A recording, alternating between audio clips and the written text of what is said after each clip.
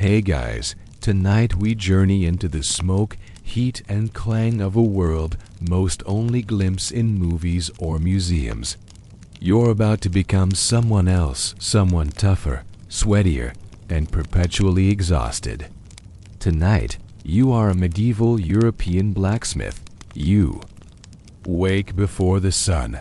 The kind of early where shadows still cling to corners and the air tastes like damp wood. Your bed, if it can be called that, is a straw-stuffed sack beside the hearth, where embers from last night's fire still wink in the gloom. Your bones creak. Your shoulders ache before you've even stood up. The hammering in your head. That's not poetic metaphor. It's just your sinuses protesting another smoke-filled day. You stretch. Or try to. But your tunic sticks slightly to your back, where yesterday's sweat never quite dried. A mouse scurries across the beam overhead. You blink at it. It blinks back. Neither of you are particularly thrilled about being up this early dot, and yet there's work to be done. You trudge to the forge, which squats beside the main road like a soot-covered sentinel. The door creaks open with a groan that matches yours. Everything smells of iron dust, old charcoal, and something tangy you can never quite place, probably goat. You take a deep breath anyway, like a ritual. Like maybe if you inhale enough of this place, you'll become less breakable. There it is. The anvil, your old friend, your nemesis. Your future dot in the corner. The forge lies quiet for now, a hollow belly of brick and ash. You'll need to coax it back to life with patience and kindling, like waking a sleeping dragon without getting scorched. You reach for the bellows. They're heavy, stubborn, and about as cooperative as a mule on market day. Push, squeak, push, squeak. The rhythm comes slowly. Your arms wake up before your thoughts do. A spark flickers. The fire takes. You smile. The beast is breathing again, so before you get comfortable, take a moment to like the video and subscribe, but only if you genuinely enjoy what I do here. And hey, drop your location and local time in the comments. I'd love to know where. And when you're tuning in from now, dim the lights. Maybe turn on a fan for that soft background hum. And let's ease into tonight's journey together. The forge coughs up a lick of orange flame as you toss on a fresh log. The heat pulses against your face, the warmth welcome in the cold air. But you know it won't be long before it's too warm. In a few hours, you'll be slick with sweat, shirt clinging, eyebrows singed slightly shorter than yesterday. Your fingers fumble with iron scraps. You're not forging anything glamorous today, just reheating some scrap to start. The daily routine of sorting usable from ruined. One misshapen horseshoe, 2 bent nails, a twisted blade stub, maybe a broken hinge. These are your morning puzzles. Can they be reshaped? Or will they live out their days in the discard pile, which some kids down the road have dubbed the blacksmith's graveyard? Even now, as you squint through smoke and early sun, you're aware of how visible your life is. Your forge opens to the main road. Every merchant, monk, and bored teenager passes by on their way to somewhere else. They peek in. They nod. They comment, always commenting. Bit crooked, that hinge. That's not how old Gustav used to hold the tongs. Don't forget the bellows again like last week. The village is your boss as much as your master is. And your master. Well, he arrives with a grunt. He always grunts first, like it's a greeting. Maybe it is. Maybe it's shorthand for "I've survived another day, and now you will too." He's older than the oldest nail in the floorboards, but somehow stronger. His arms are like knotted tree limbs. His beard could house a family of wrens. "Fire's soft," he mutters. "You pump the bellows faster. Of course it's soft." Of course. It is. He doesn't berate you, not exactly. But he doesn't need to. The way he watches is enough. Like the metal itself will tell him if you've disrespected it. And here's the real truth. You're kind of scared of him. Not because he's cruel. He's not. But because he knows every single way the forge can betray you. And worse, he'll let it happen. You burn yourself. That's a lesson. You ruin the iron. That's a price. You slack off. That's a story he'll tell for years with embellishments. But today, he nods once. Approval. You don't smile. You're not suicidal, but your shoulders drop half an inch. You begin shaping your first piece. A simple bolt, nothing fancy. Still, you treat it like art. The clang of hammer on metal echoes through the village, a song everyone knows. Even the chickens across the way pause their squawking. Here's your first fun fact. Historians agree. Blacksmiths were central to almost every town's survival. Without you, no plows, no armor, no cooking hooks. You're as essential as the baker or the priest. But here's a quirk. In some regions, people thought your trade gave you magical powers. Something about your ability to shape raw earth with fire. A few old ladies swear your sweat cures warts. You haven't tried testing that claim in the debates? Scholars still argue over whether every smith was trained in weapons making, or whether that skill was reserved for specialized smiths working under direct noble supervision. All you know is, if it's metal, it eventually finds its way to your anvil. The fire grows louder as you work. The iron softens. The day begins, and you haven't even had breakfast yet. Your stomach growls loudly, but there's no pausing now. The fire is hungry too, and it demands your attention before your belly gets anything. You pump the bellows in long, measured bursts, forcing air into the coals until they glow white-hot, like the eyes of an angry god. The forge breathes deeper, crackling and shifting as it wakes into full flame. You've learned by now, this is the true start of your day. Not when your feet hit the floor. Not when your master mutters, "You're late," even if you're not, but this moment. When heat swells in the belly of the fire and the sparks begin to fly, now it's time to prepare the tools. You begin by laying out tongs, big ones for horseshoes, smaller ones for nails. The awkwardly shaped one you keep dropping. And the prized set you're not allowed to touch unless your master specifically says so.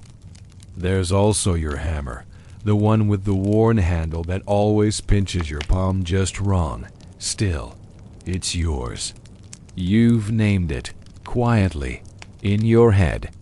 You don't tell anyone, because naming your hammer sounds ridiculous. But also, it kind of feels like a spell. Next comes the bucket of water.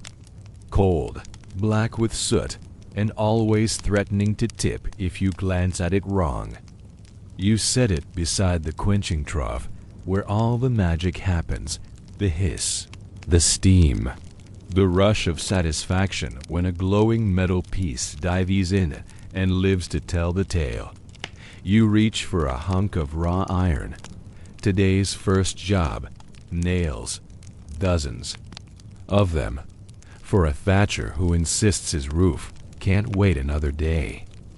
You know the man's roof isn't going anywhere. It's been tilting for years, but coin is coin, and nails are bread.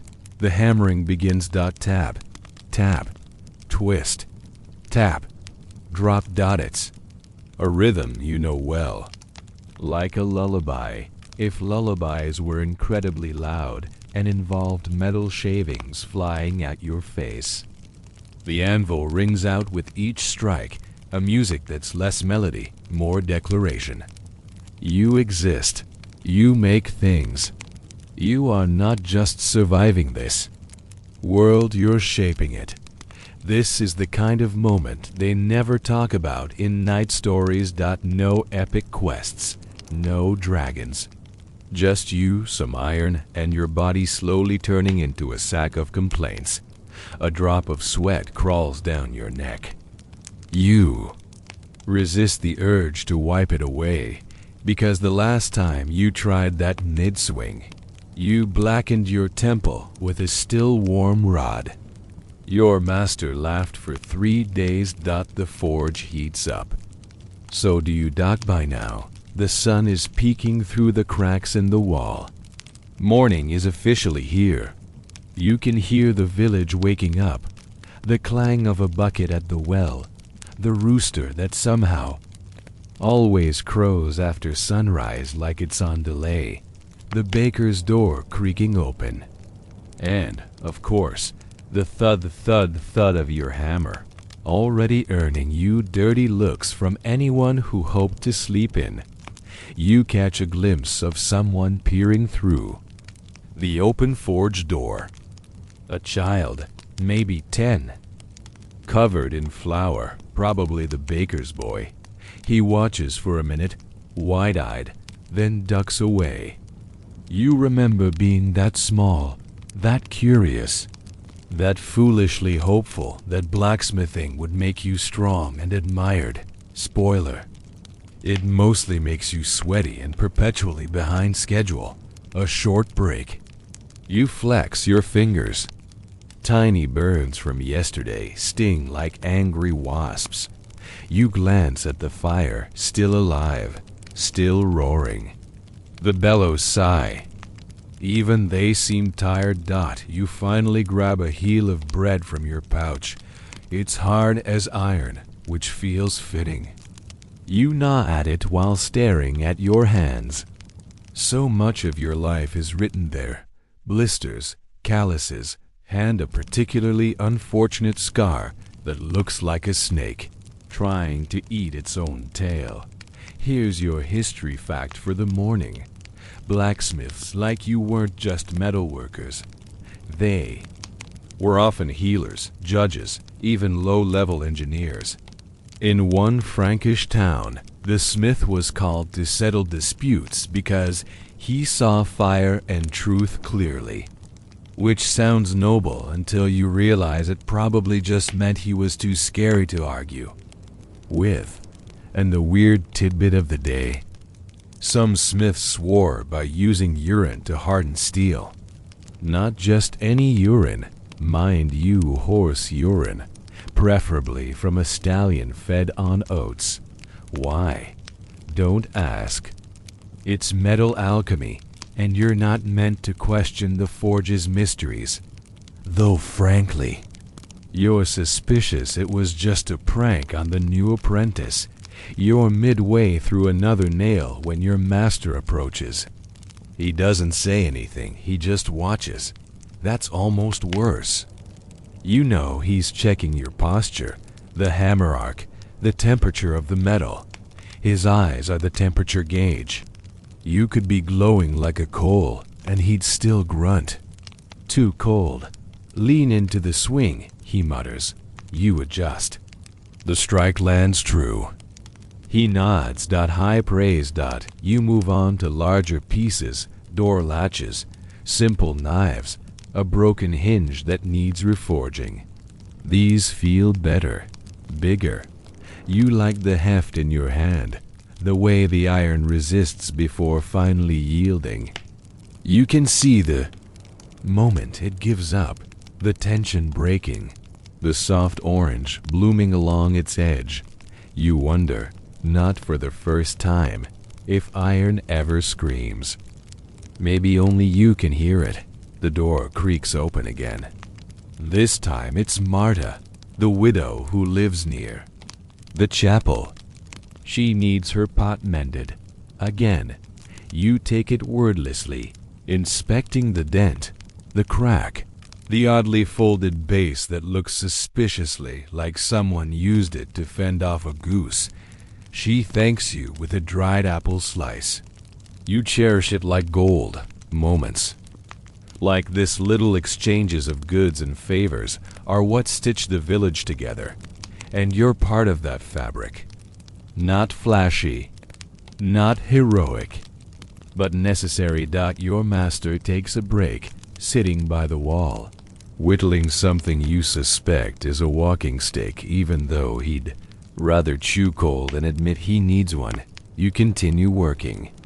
The sound of the forge is your soundtrack. Hammer, hiss, grunt, repeat. Historians still debate whether blacksmiths saw themselves as craftsmen or laborers. Some argue they were closer to artists. Others claim they were glorified janitors with better tools. You think maybe both. The sun climbs higher, the forge blazes hotter. And still, you work. You haven't even made it to noon. The air thickens. By now, the forge is practically humming. Smoke curls lazily toward the rafters, dragging a trace of yesterday's labor along with it. You blink sweat from your eyes and reach for another chunk of iron, this one stubborn and oddly shaped, an old horseshoe, half melted and crusted with rust.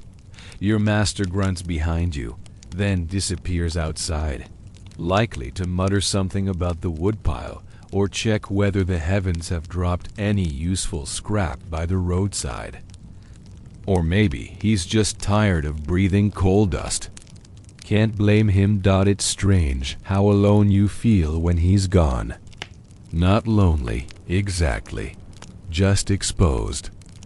Like the forge becomes bigger, louder, more judgmental when there's no grizzled beard in the corner to growl at it.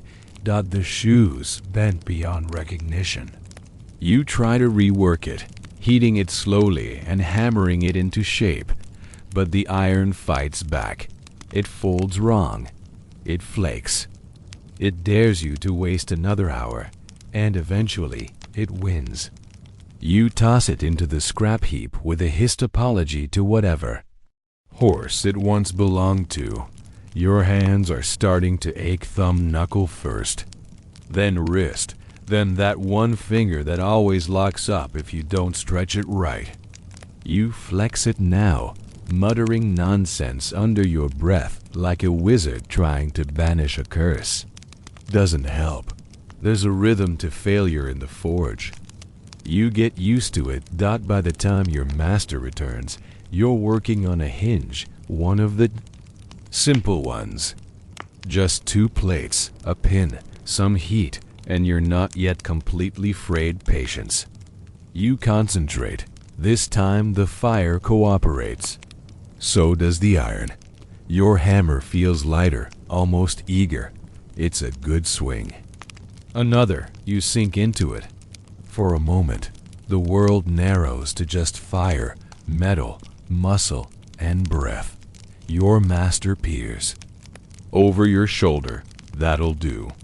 That's practically a standing ovation. You set the hinge aside, proud, and finally permit yourself to sit on the upturned barrel in the corner, the one with the cracked lid and permanent black smear. No one's been able to scrub out. It's as close as you get to a throne. You nibble the rest of the dried apple slice. It's chewy, sweet, and tastes faintly of smoke, because everything does, really. You don't even notice anymore. Then comes his voice. Late again, aren't you? You sigh before you turn. It's Peter, not a noble, not a knight, not even a squire. Just the squire's cousin, which somehow still gives him the confidence of a man born 2 rungs higher on the ladder than he actually is. He strides in like he owns the place. Cloak too clean, boots too shiny. Probably hasn't lifted anything. Heavier than a wine goblet in months. And yet, he talks like he's your supervisor.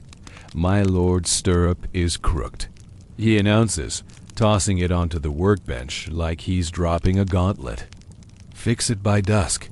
You pick it up. It's bent, but not badly. A quick reheat, a few taps, easy. But he doesn't need to know that. You squint at it. Might take a while. He snorts. It's just metal. How hard can it be? Your hammer twitches in your hand, not out of violence, out of boredom. You've heard this before. You will hear it again. Every village has at least one Peter. Your master chuckles quietly behind you. He knows. He remembers being in your boots. Still, you nod. By dusk. Peter leaves with a huff, kicking the doorframe on his way out. You consider charging him extra. Just for that. Here's something fun. Many blacksmiths did exactly that. Hidden fees weren't invented by lawyers. They were pioneered by people who had to deal with lords' nephews. Delivery tax, rush job tax, don't talk. To me while I'm swinging something heavy tax. Historians even found a ledger in England that listed nuisance surcharges in the margins, though scholars still argue if those were real fees or just angry doodles. You slide the stirrup into the coals. Let it stew there for a while. Your master takes the opportunity to lecture because of course he does. You rushed the hinge. You nod. It shows. You nod again. You're lucky the iron didn't spit. That's when you notice the edge slightly warped, almost invisible. Almost. You mutter an apology. He waves it off. Do it again after you eat. You take the hint and grab your lunch from the corner sack. It's the same as every day. Rye bread, some sort of mashed bean paste wrapped in a cabbage leaf, and a sliver of goat cheese so thin it might as well be a rumor. You chew slowly, watching the stirrup glow red in the fire. The forge is quieter now, not silent, just purring dot out in the street. Someone plays a pipe, badly. A dog barks in protest. A woman yells at her son. Life goes on. You think about what it means to be a blacksmith here now. You're not a warrior. You're not a lord. But you're the one who makes the tools they all rely on. In a way, you've touched every part of this village. Its doors, its wagons, its horseshoes, its swords. They might not remember your name, but they live in your shadow. That's not nothing. Another quirky detail floats to mind. In some folk traditions, blacksmiths were believed to be immune to witchcraft. Too close to fire, too bound to earth and metal. Witches, apparently, didn't mess with people who could bend steel. You've always liked that idea. Of course, historians debate whether any of that was real belief or just stories told to kids who wouldn't stop hitting pots together. The stirrup hisses as you quench it, and the room briefly disappears in a puff of steam. You polish the curve, check the symmetry, and lay it on the bench with a satisfying thunk dot outside. The sun is high. You haven't spoken more than 10 words all day. And somehow, it's been one of the busier mornings. Your fingers sting, not the sharp, sudden pain of a burn, but the deeper ache that sets in after a few hours of constant gripping, lifting, striking. You wiggle them one by one, like you're checking to see which ones still work. The pinkies, barely holding on. The index finger feels like it aged 10 years since breakfast. The others are somewhere between numb and screaming. You lean on the bench and take a slow breath, letting the heat from the forge press against your chest like a heavy blanket. It's not even midday, and you've already forged a small army's worth of nails. A half-decent hinge and a passable stirrup. You'd be proud if your master weren't standing nearby frowning at the tongs like they'd personally insulted his mother. You keep grinding that edge too flat, he says, not looking up. You bite back a sigh. Instead, you reach for another piece of scrap and start again. It's a constant cycle. Heat, hammer, quench, check, adjust, repeat. And always, there's something slightly wrong. Too soft, too brittle, too warped, too shiny, even metal that looks good but folds like butter under pressure. Today, you're working with iron from the old mill's wheel, recycled, rusted, full of character, which is a polite way of saying unpredictable. You strike carefully, trying to coax it into a flat bar for a plowshare. It resists, naturally. There's a whisper of motion at your side, a boy from the mill. Barefoot, nose running, holding a bag of nails you forged last week. He looks nervous. Mom says these bent. He holds out 3 crook nails. You stare at them. One looks like it tried to perform gymnastics mid-hammer. You nod. Bring him in. He hesitates. She said to tell you. They cost too much to bend like that. Your jaw tightens, but only for a second. You've heard worse. You've said worse. You hand him 3 new ones from the current batch. Tell her I'll send a proper set later. No extra charge. He nods, relieved, and scurries off, probably hoping he won't be sent back again. You make a mental note to add the miller's wife to your list, the list of people who, despite paying late or complaining loudly, still keep your forge warm and your belly mostly full. It's not charity. It's survival math. Here's something funny. While today you might imagine a blacksmith as a solitary, burly figure hammering away in peace, the truth is that everyone had a say in your work. The carpenter wanted smoother nails. The mason wanted brackets that fit into oddly cut corners. The innkeeper swore her stew hooks needed to twirl gracefully. Historians even found a set of tavern door hinges so decorative they looked more like jewelry than hardware.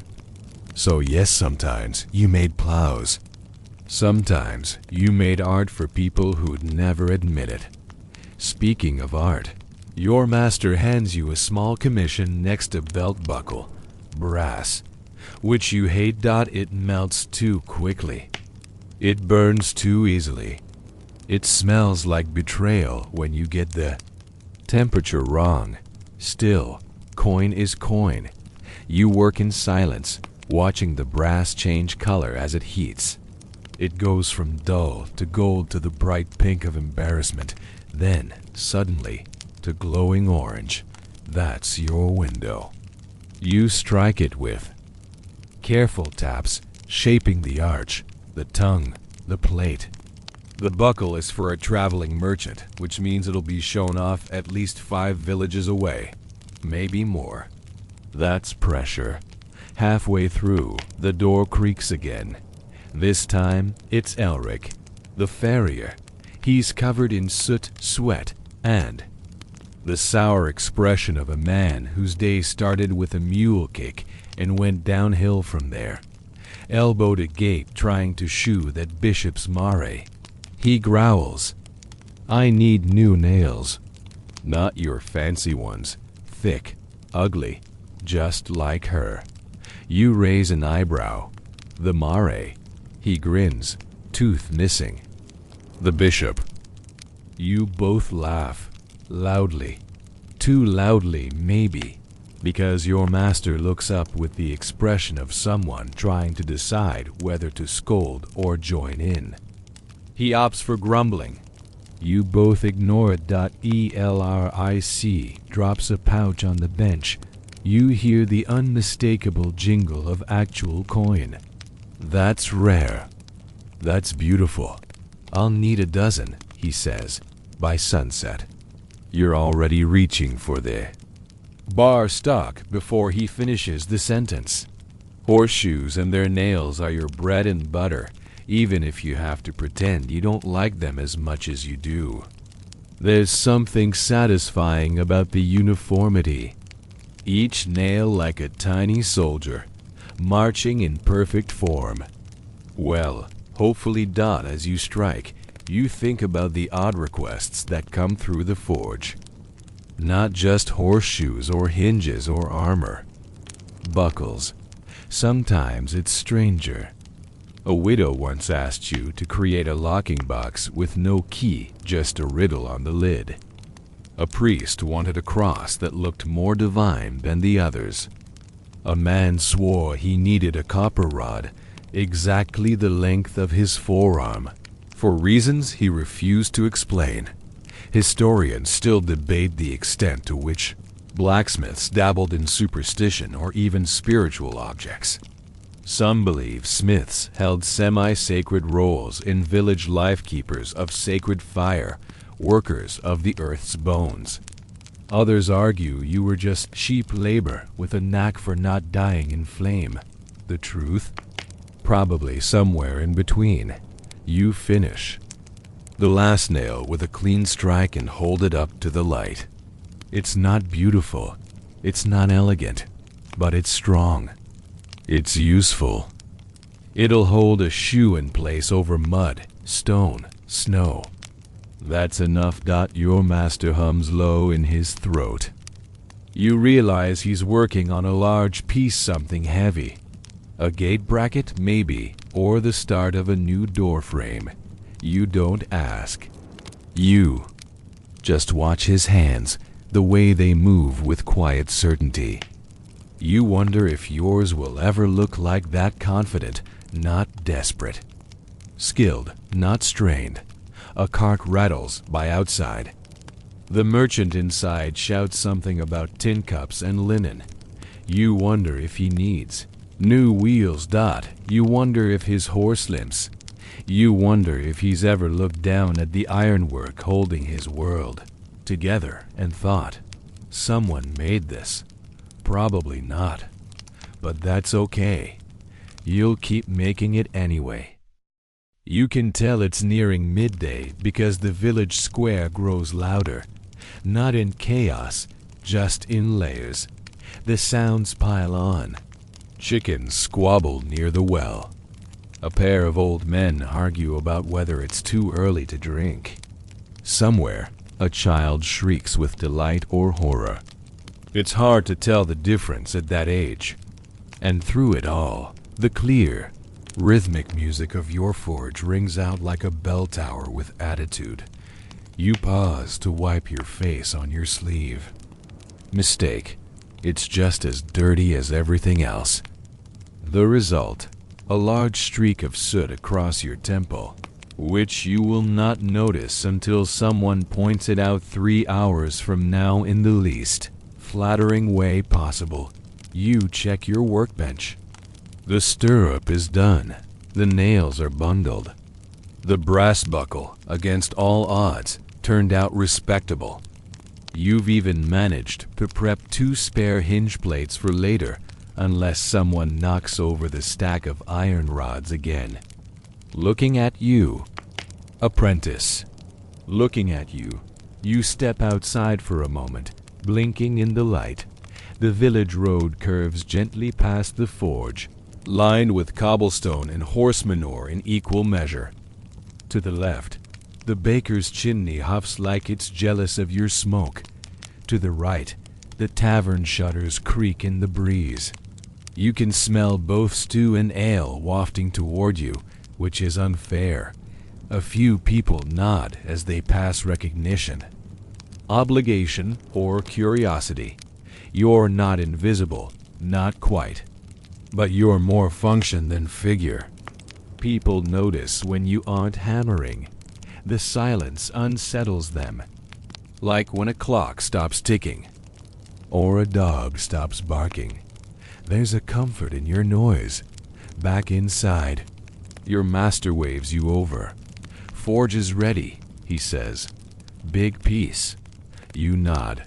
No need to ask what it is. You've seen the plans on the bench, a double-plated gate latch for the Lord's granary. Strong enough to stop hungry villagers. Or so the steward insists. You retrieve the iron bar from the coals. It glows with the slow anger of something that's been waiting to be shaped. You position it, adjust your stance, and bring the hammer. Down, clang, you strike again. Clang, you fall into rhythm. The metal yields slightly. You're not fighting it, you're dancing with it. The forge becomes your partner, the anvil your drum, the bellows your breath. Around strike 50, your hand cramps. Around strike 70, your mind wanders. You think of the church bell across the square. It's newer than the others something. You helped with, ironically. You shaped the clapper. Every time it tolls, it sings with your signature, even if no one knows it. You wonder if Blacksmith centuries from now will feel the same strange pride you do when a latch clicks just right. Here's your historical nugget. Blacksmiths weren't just village craftsmen. In many areas, especially in France and the Holy Roman Empire, smiths were regulated professionals, guild-trained, oath-sworn, and occasionally conscripted for city defense if they showed too much promise with blade work.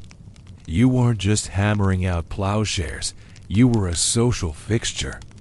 In some towns, the smithy doubled as a gossip hall, a marriage bargaining bench, and a place to accidentally run into your future in-laws. Also, fringe theory time. One chronicler claimed smiths had their own secret language signals coded into the way they stacked their scrap, laid their tools, or even how they wiped their hands. Historians still argue whether it was real or just the musings of a lonely monk trying to justify why the forge scared him. You lift the latch piece from the fire and twist it, checking the angles. You hold it up to the light, comparing it against the wooden mock-up. Almost perfect. Your master doesn't say anything, which is how you know it's good. By now, your stomach's staging a protest march. You try to distract it with a few gulps of lukewarm water from the jug near the door. It tastes vaguely metallic and entirely unrefreshing, but it'll keep you from collapsing. You slide the finished latch onto the side table, where it clinks against the stirrup from earlier. A neat row of done pieces. Brief satisfaction. Then, the bell rings. Not the church bell. Not the anvil, that bell. The one tied to the frame outside the forge. The one villagers pull when they need something now. You glance at your master. He doesn't even look up. Yours, he mutters. Of course. You wipe your hands and step outside. A farmer stands there, hat in hand, holding something that looks like a wheel or part of one. My cart's busted, he says. Right near the axle. I've got wheat to deliver by sundown. You look at the mangled wheel part. It's splintered, rusted, and held together with a prayer and a nail that clearly wasn't one of yours.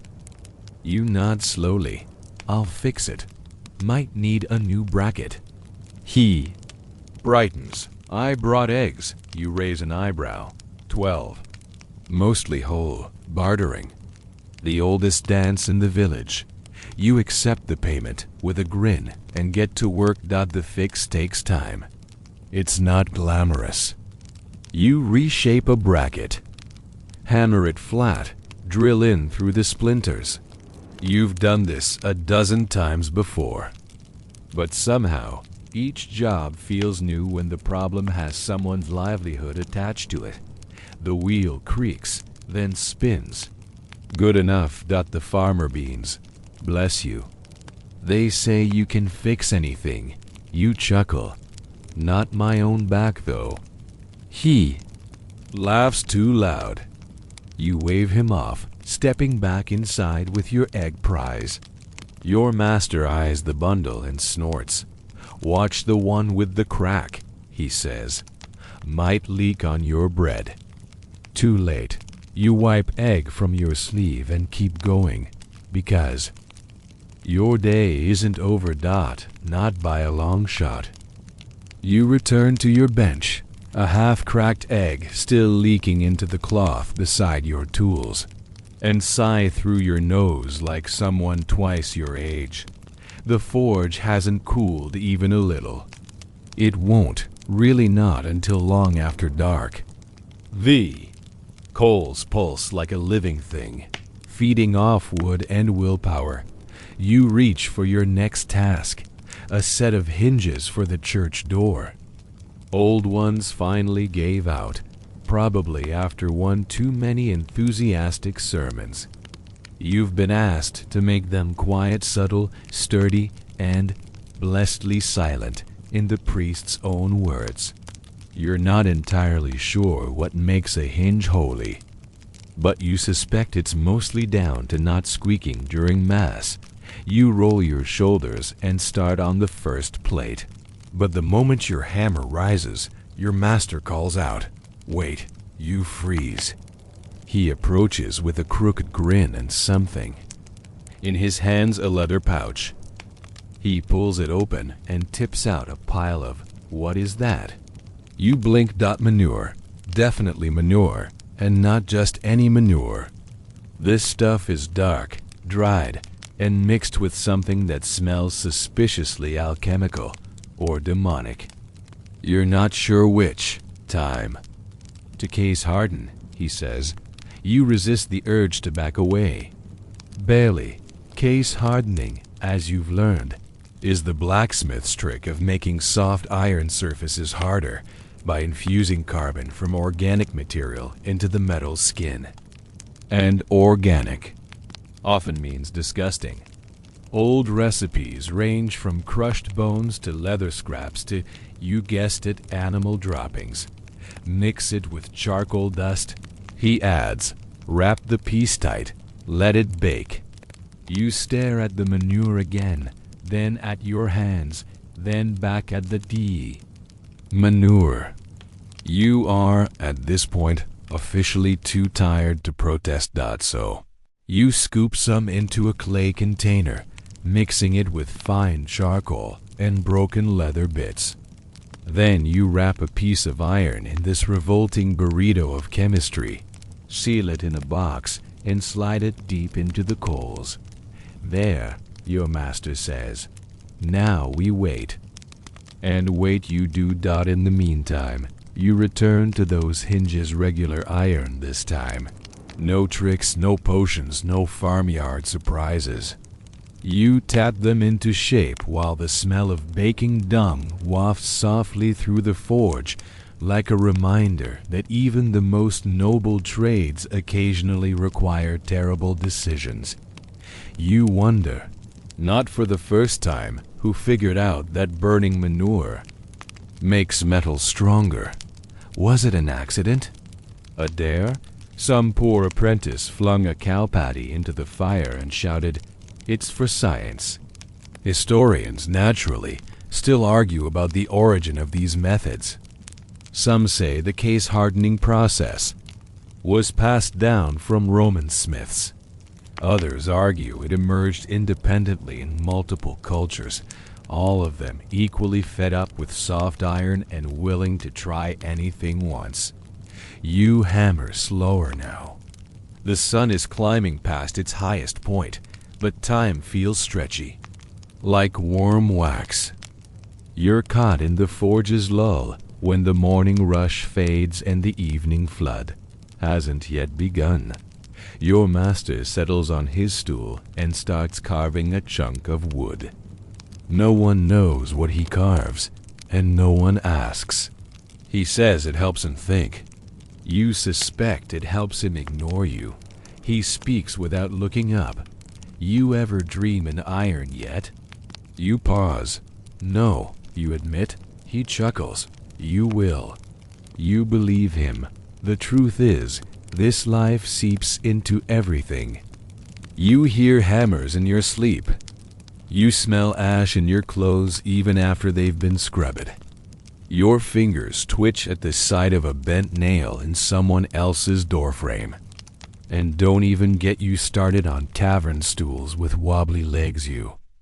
We'll fix them, even if it means crawling under tables and emerging with a lap full of sawdust. That's the trade. The whole thing gets inside you. Body, mind, soul.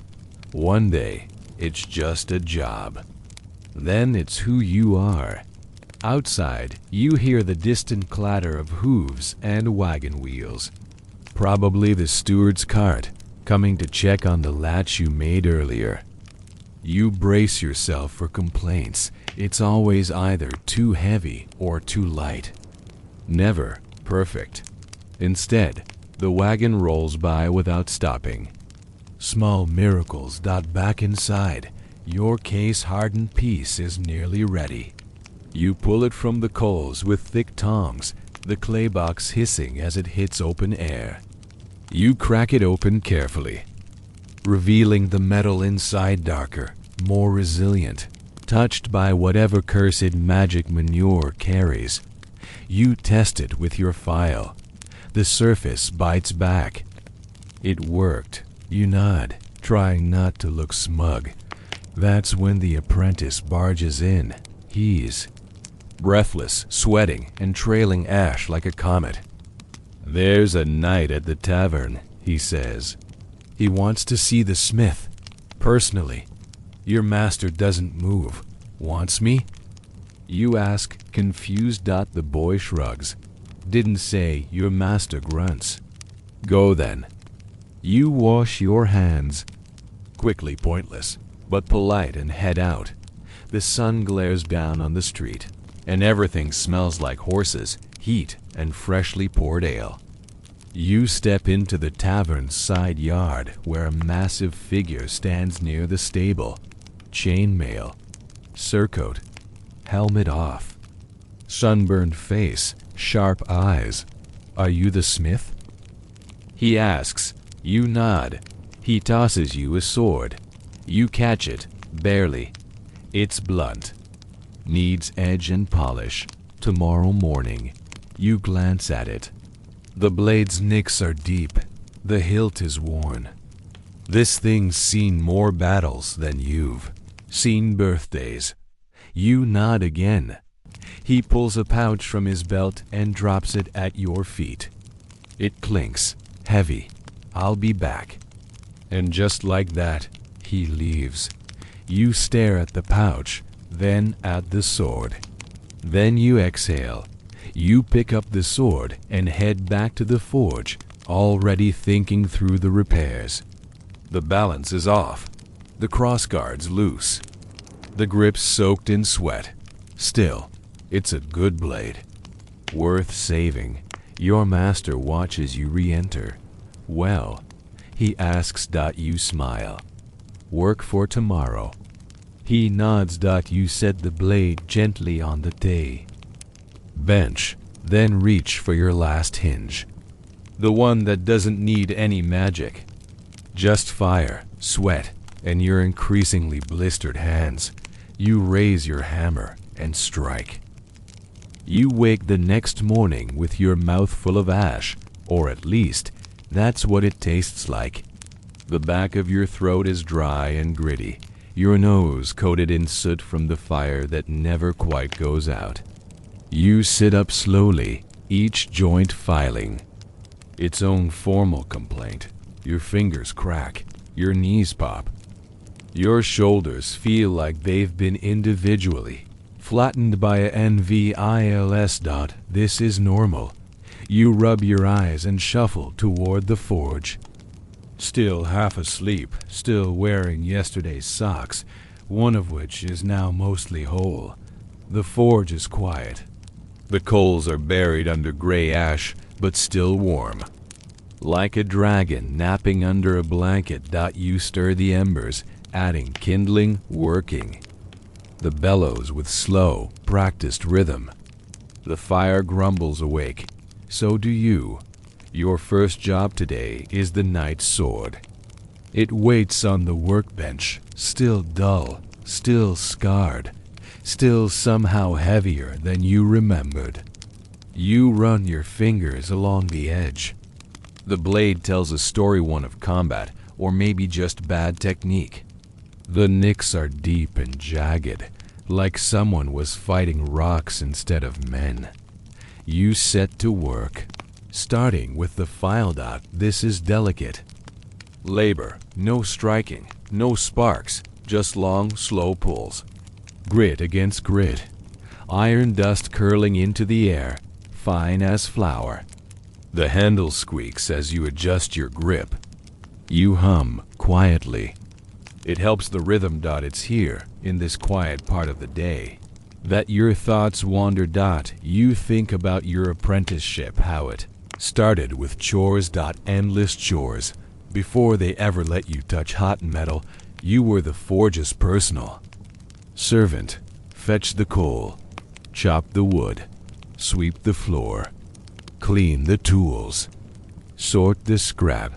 You cleaned soot out of places soot has no business being. You emptied chamber pots. You served ale to visiting clients you weren't allowed to speak to.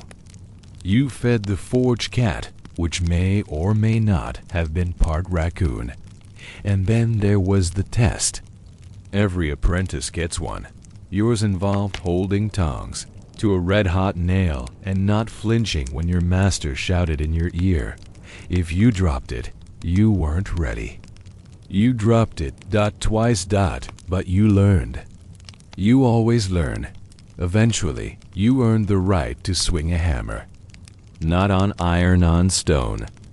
You practiced your strike on slabs of limestone until your hands blistered and your arms ached. The master said it was about control, not strength. Any fool can break metal, he growled. Only a smith shapes it. So, you practiced. Day after day. Eventually, he let you near the real forge. That first piece, a nail, crooked, soft, useless. But yours, you kept it. Still do. It's somewhere under your bunk, buried in a pouch with your old wooden comb and the ribbon Marta gave you before she moved to the next village. You don't use the comb. You don't talk about the ribbon. But the nail? The nail reminds you that progress looks like failure, smokes like failure, smells like failure, until one day it holds a roof together. You grin faintly as you file. Another notch from the sword. Here's a tidbit for today. In medieval Europe, apprenticeships often lasted 7 years or more. You started young, sometimes as early as 10. And your days weren't spent creating masterpieces. They were spent serving, learning to read the forge, to understand metal like it was language, to listen to the hiss of water and know what it meant, to hear your master mutter and know whether it was anger or concentration. And the fringe detail. In some places, apprentices had to take vows swearing secrecy over certain techniques, like recipes passed down through fire. One account from Bruges mentions a smith locking his notes in an iron box only to be opened by his successor. Whether that's true or just local legend, historians still debate. You move to the whetstone, holding the sword at just the right angle. It scrapes with that familiar whispery rhythm. The kind that puts you into a trance if you're not careful. Your master wanders in, nods at the blade, then busies himself with something behind you. You don't look back. You know the sound of him measuring iron bars, tapping them, swearing softly when one doesn't sit right. You hear him pour water. The ladle clinks. The forge crackles. And then comes the voice you didn't expect. You. Finished it? You turn. The knight stands in the doorway. Dusty boots, cloak swept aside. Same squint like he's always looking into a battlefield wind. You hold up the sword. Still working. He approaches slowly, examining your hands more than the blade. Not many left who know how to fix this kind of steel, he mutters. They always try to reshape it. But it just needs to be listened to. You nod, you know. He doesn't say anything else for a while. Just watches. You go back to the stone. Scrape, scrape, breathe, scrape.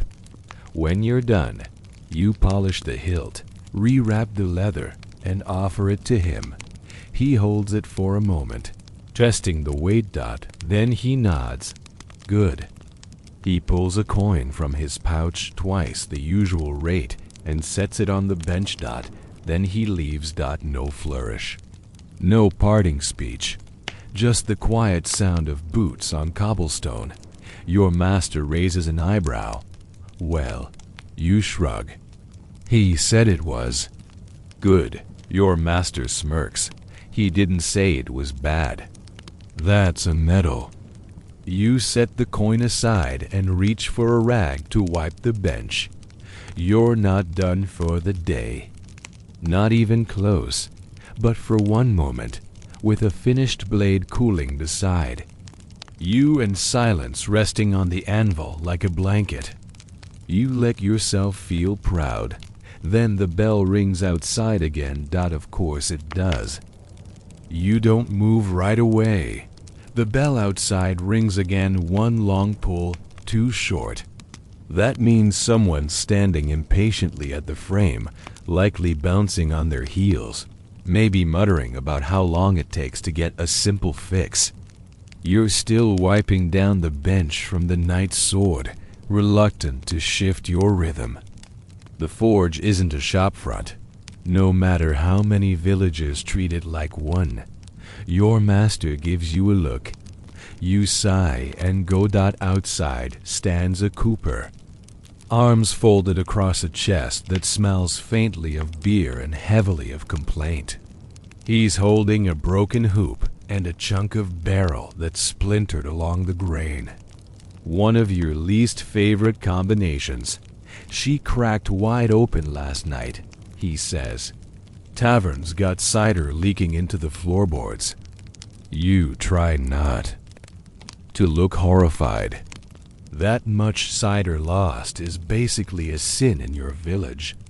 She needs a whole new band, he continues. Maybe two. You squint at the hoop. Bent, rusted, crimped by age and moisture. There's no saving it. Scrap, you mutter. And he nods like you've confirmed the death. Back inside, you dig through the iron stockpile. These aren't your favorite jobs. Barrel hoops are large, awkward, and require a kind of precision that's too fussy to be fun. But they pay. And if you botch it, the tavern's owner will tell everyone within a 10-mile radius that you can't make a circle. You begin the first band by flattening a long iron strip, heating it just enough to bend without breaking.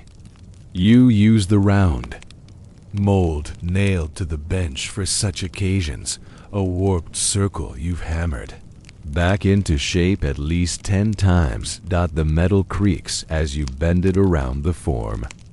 You can feel where it wants to resist. You press harder, coax it. It gives in. Slowly. As you work, you think about the strange scope of your trade. Blacksmiths don't just make weapons, or horseshoes, or even plows. You're part blacksmith, part mechanic, part sculptor, part miracle worker. On any given day, you might be asked to forge a sword, a lock, a hinge, a cooking tripod, a bell clapper, a door handle, a signpost bracket, a ladder rung, a candle holder, or on one unfortunate occasion, a hollow iron duck you didn't ask. Why? And the man who requested it refused to explain. Your work reaches into every part of the village. The priest's lanterns, the baker's oven door, the shepherd's bell, the miller's grain crank, the executioner's axe. Okay. That last one, you didn't ask questions about either. Here's a historical tidbit. Blacksmiths in medieval Europe often ran general smithies, not specialized shops. That means you didn't get to pick what you made what people needed. And because metal was scarce and expensive, repair work often outweighed new commissions. You'd patch up scythes, reinforce old hinges, or weld broken ladles back into place like they were battle-worn armor. And here's your quirk for the day. In some areas, smiths were believed to have a gift for shaping luck. The rings they made were worn by brides. The knives they forged were used to cut umbilical cords. One blacksmith in Bohemia supposedly had a years-long waiting list for blessed nails to protect new homes. Whether it was folklore or good marketing, historians still argue, back in the forge, the hoop is nearly shaped. You heat the joint again, hammering it flat until it seals tight. You plunge it into the water trough, steam rising in a hiss that briefly erases the rest of the world. The sound makes you pause. That sound. It's everywhere in your life, but today it hits differently. You wonder how many thousands of times you've heard it. You wonder if, when you're old and brittle yourself, you'll still hear phantom hisses in your sleep. Probably. You finish the second hoop just as the cooper returns with a borrowed cart. He nods at the new iron bands. These'll hold? You shrug. Only if your tavern keeps the cider inside. He grins. No promises. You load the bands onto his cart. He pays with copper coins, sticky ones, because of course they are, and offers you a half-sour apple from his tunic pocket. You take it with more gratitude than it probably deserves. Want to come by for a pint tonight? He asks. You shake your head. Forge'll still be warm. He clucks his tongue. You're no fun. You agree, but say nothing. As the cart rattles off, you return inside. Your master hasn't moved much. He's been working on a complicated set of bracketed hinges for the manor gates. You glance at them. Impressive. Sharp, clean angles, perfect symmetry. One day, maybe your work will look like that. But not today.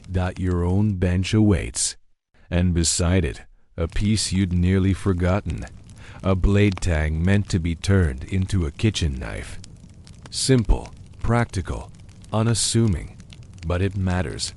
The woman who ordered it cooks for her entire household, including 3 ungrateful sons and a goat who steals turnips.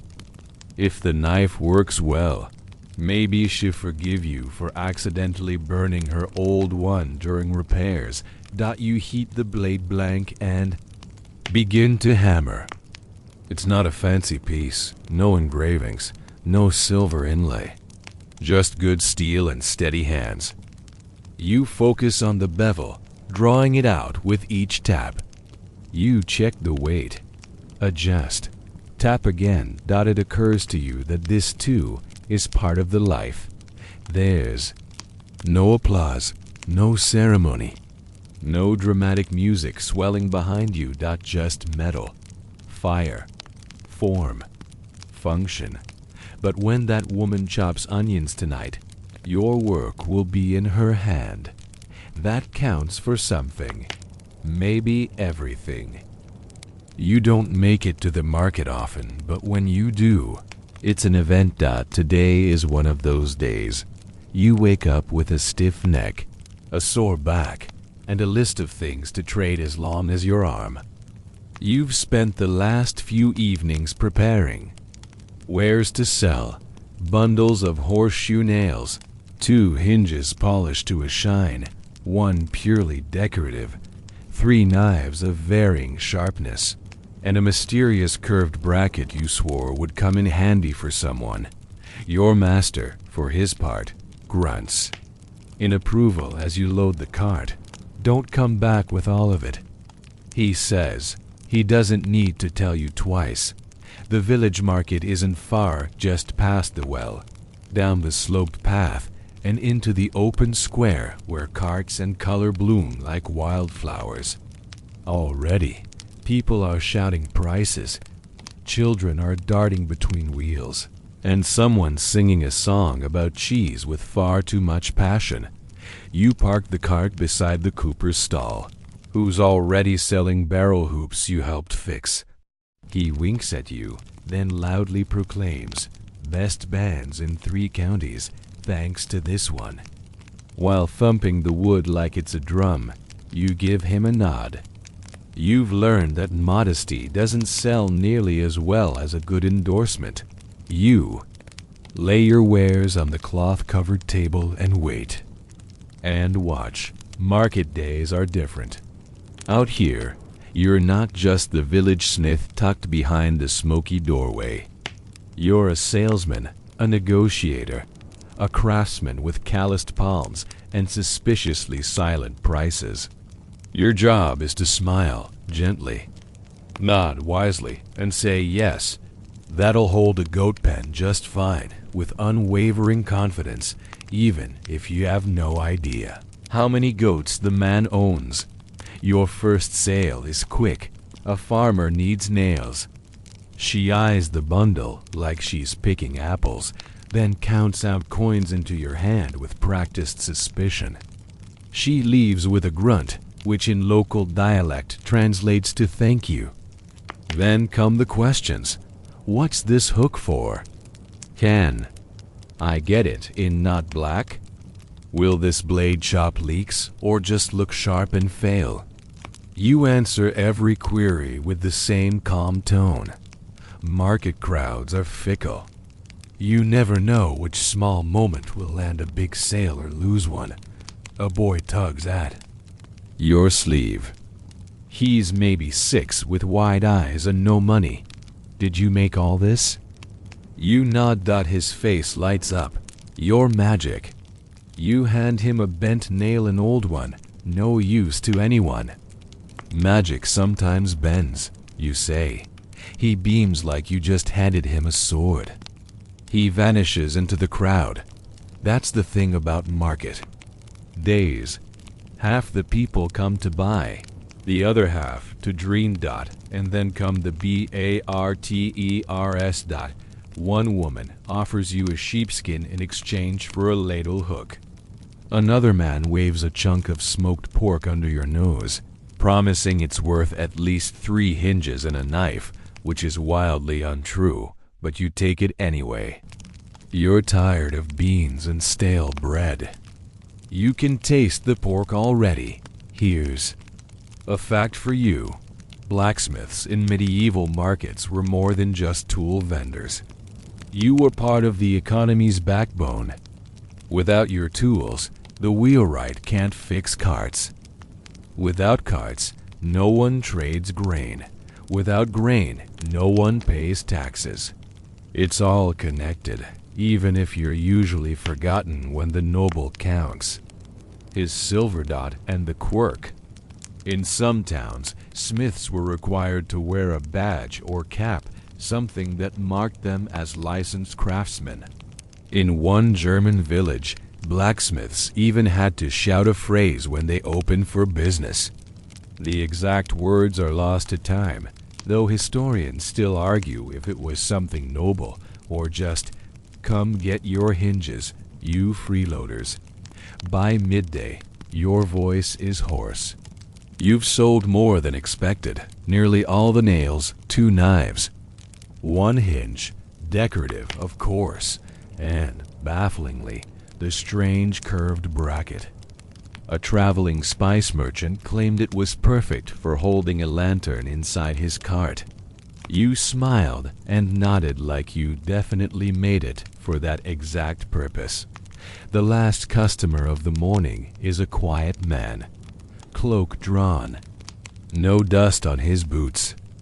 He doesn't speak, just picks up your smallest knife, tests the weight, then sets down 3 silver coins.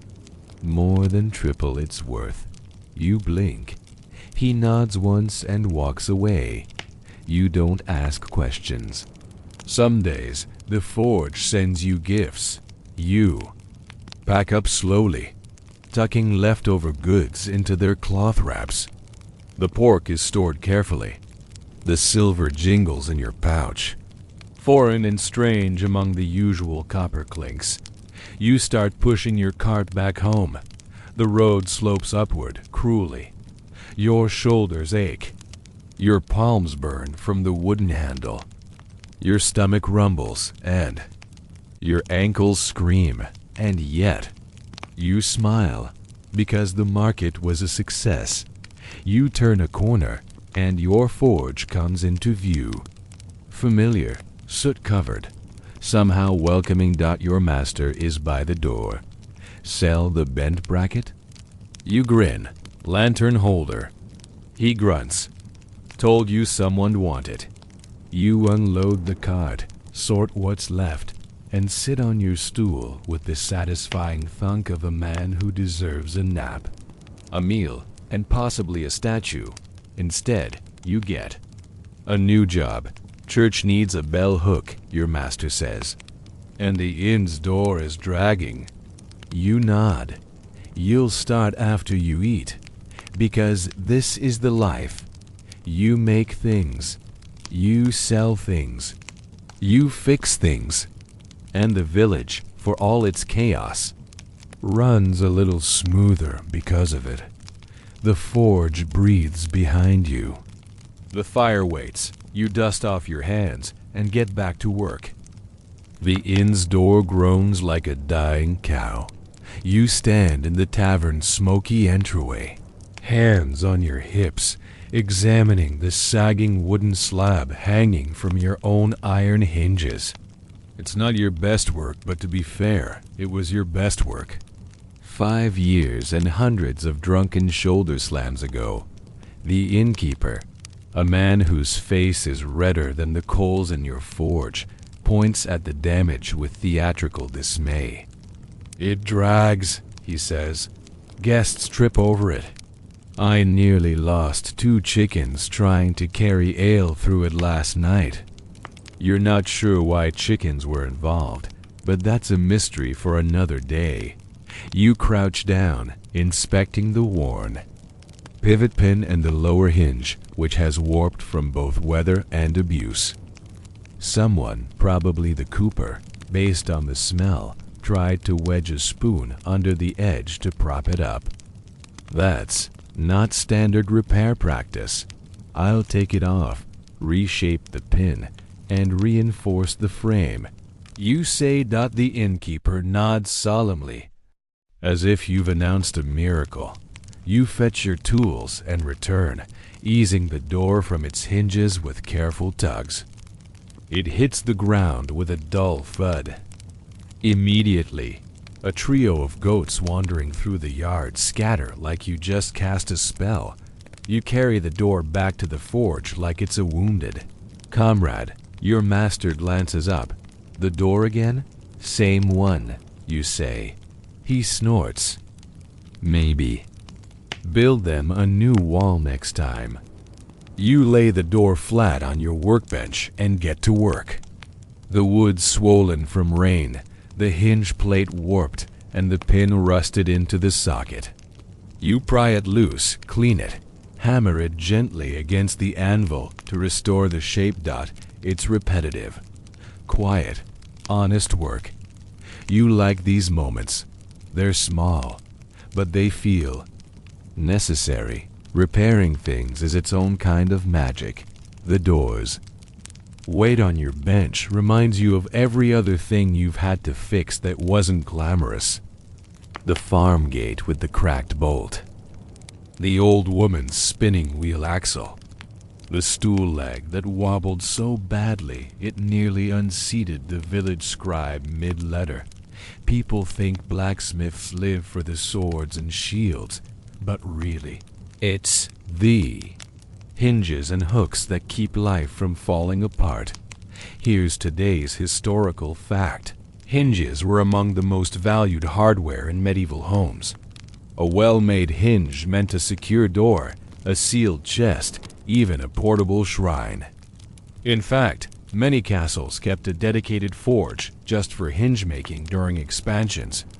They weren't decoration, they were defense.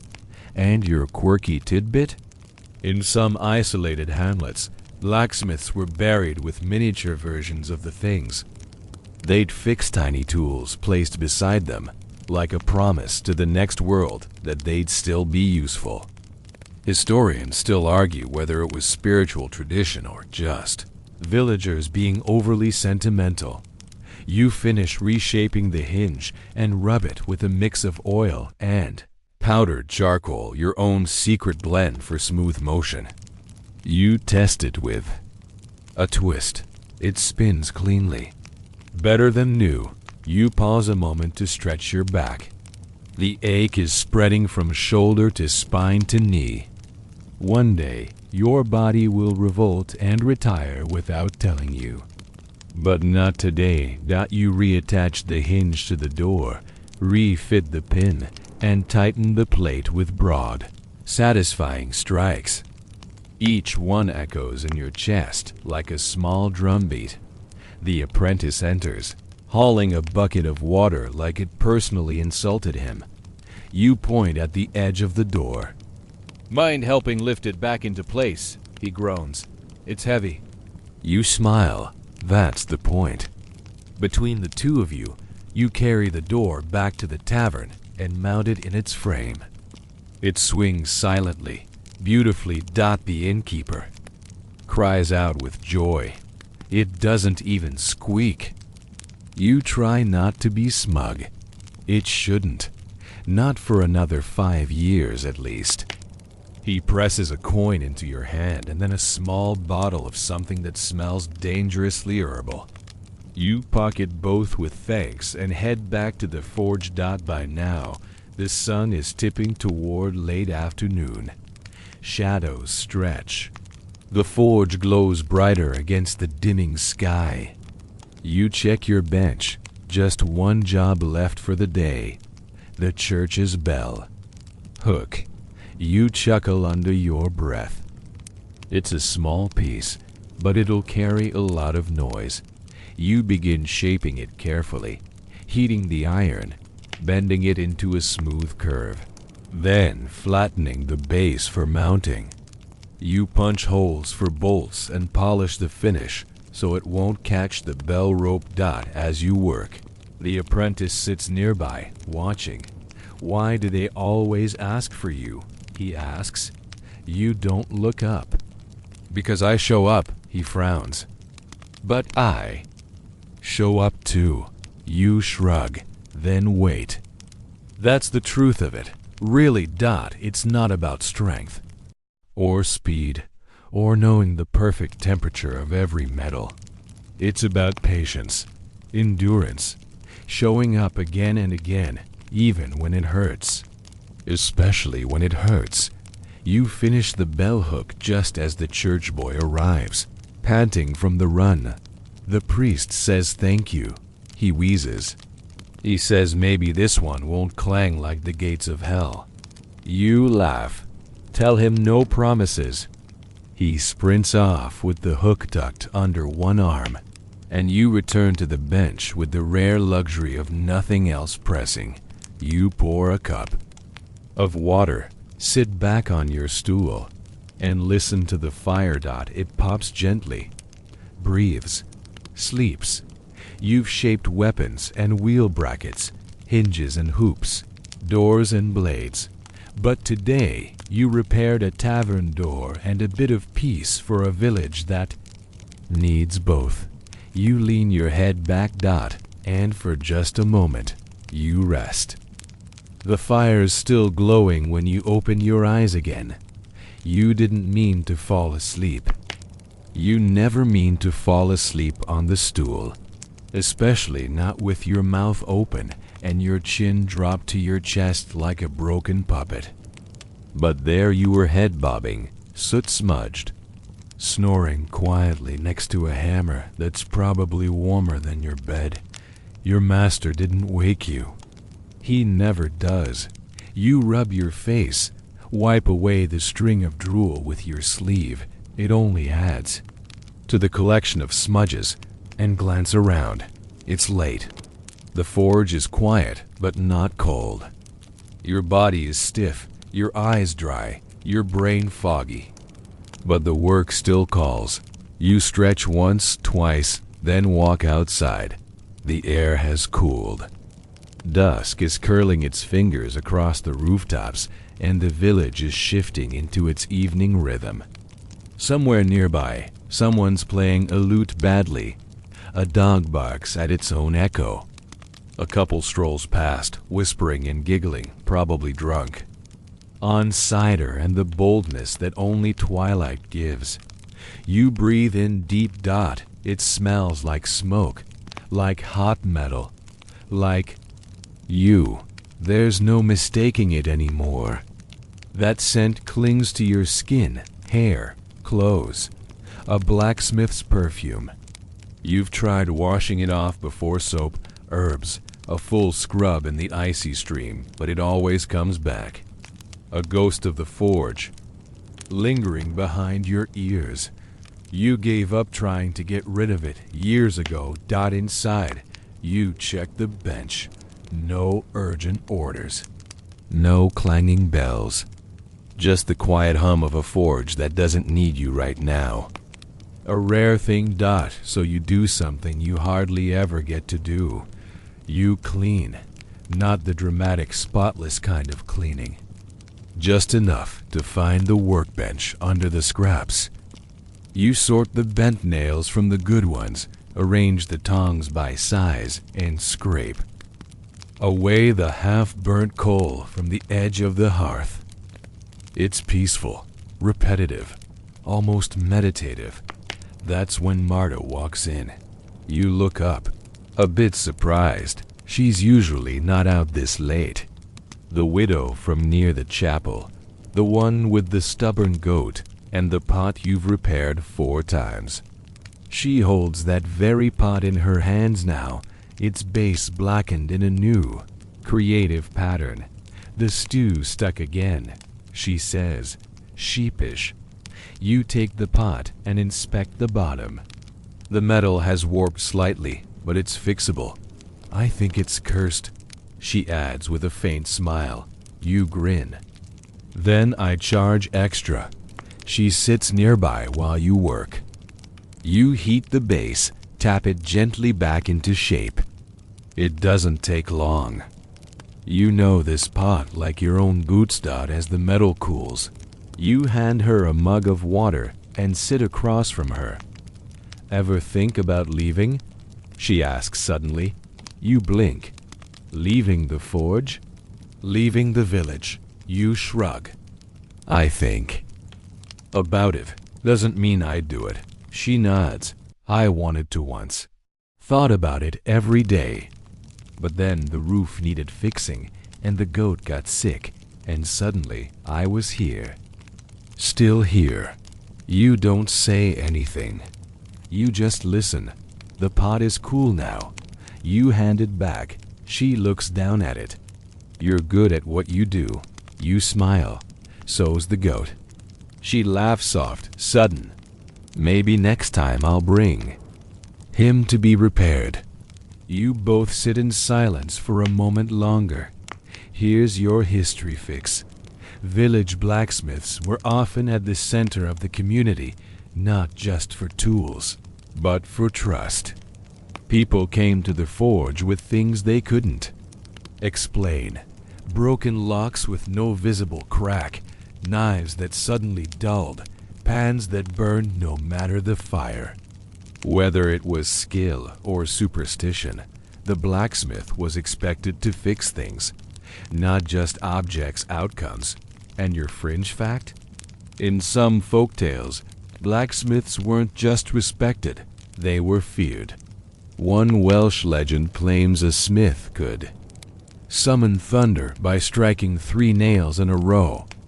Others said they could speak to fire or see lies in the way iron bent under a liar's hand. Historians still debate whether these were metaphors or real beliefs. Either way, you've never tested the thunder thing. Yet after Marta leaves, pot in hand, you lock up the forge. Not with a key, just the iron latch you made yourself. The one that clicks with a sound no thief could mistake. Your apprentice is already curled in the corner, wrapped in a blanket that smells like forge smoke and teenager. He snores loudly. You almost admire it. You sit for a while beside the hearth. You don't light a new fire. You let the coals fade. Let the forge go quiet. In the hush, you think about the people you've helped. The farmers, the priests, the cooper with his barrels, the boy with the bent nail, the knight with the battered sword, the woman with her unkillable stew pot. They don't write songs about you, but they build their days around what your hands have made. That's something. That's everything. You lean your head back and let your eyes close, not to sleep, not yet, just to listen, to the silence, to the stillness that follows a day of shaping the world. The morning light filters in like a shy visitor, not bold, not loud, just a gentle nudge under the door, slipping across the soot-stained floorboards and brushing the hem of your work apron where it hangs on the wall. You're already awake. You always are. It's not the light that wakes you. It's the fire's absence.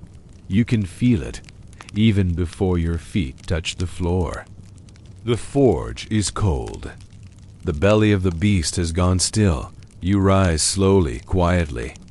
Your apprentice is still asleep in the corner, a tangle of limbs and half-kicked blankets. His mouth hangs open, snoring in short bursts that sound like a bellows with asthma. You let him sleep. Today is not a rush job. No bells ringing, no barrels exploding, no sword-wielding knights demanding miracle repairs. It's a quiet day, and quiet days are rare. You stoke the forge with practiced gracewood, tinder, breath, and patience. The fire starts like it always does, stubborn, sleepy, then suddenly awake. Orange curls flicker, the air warms. The anvil gleams where the sun hits it. Your master arrives not long after, carrying 2 things, a wheel rim and an unreadable expression. Plow cart lost a spoke. This bent. You take the rim without a word. It's warped, the curve uneven.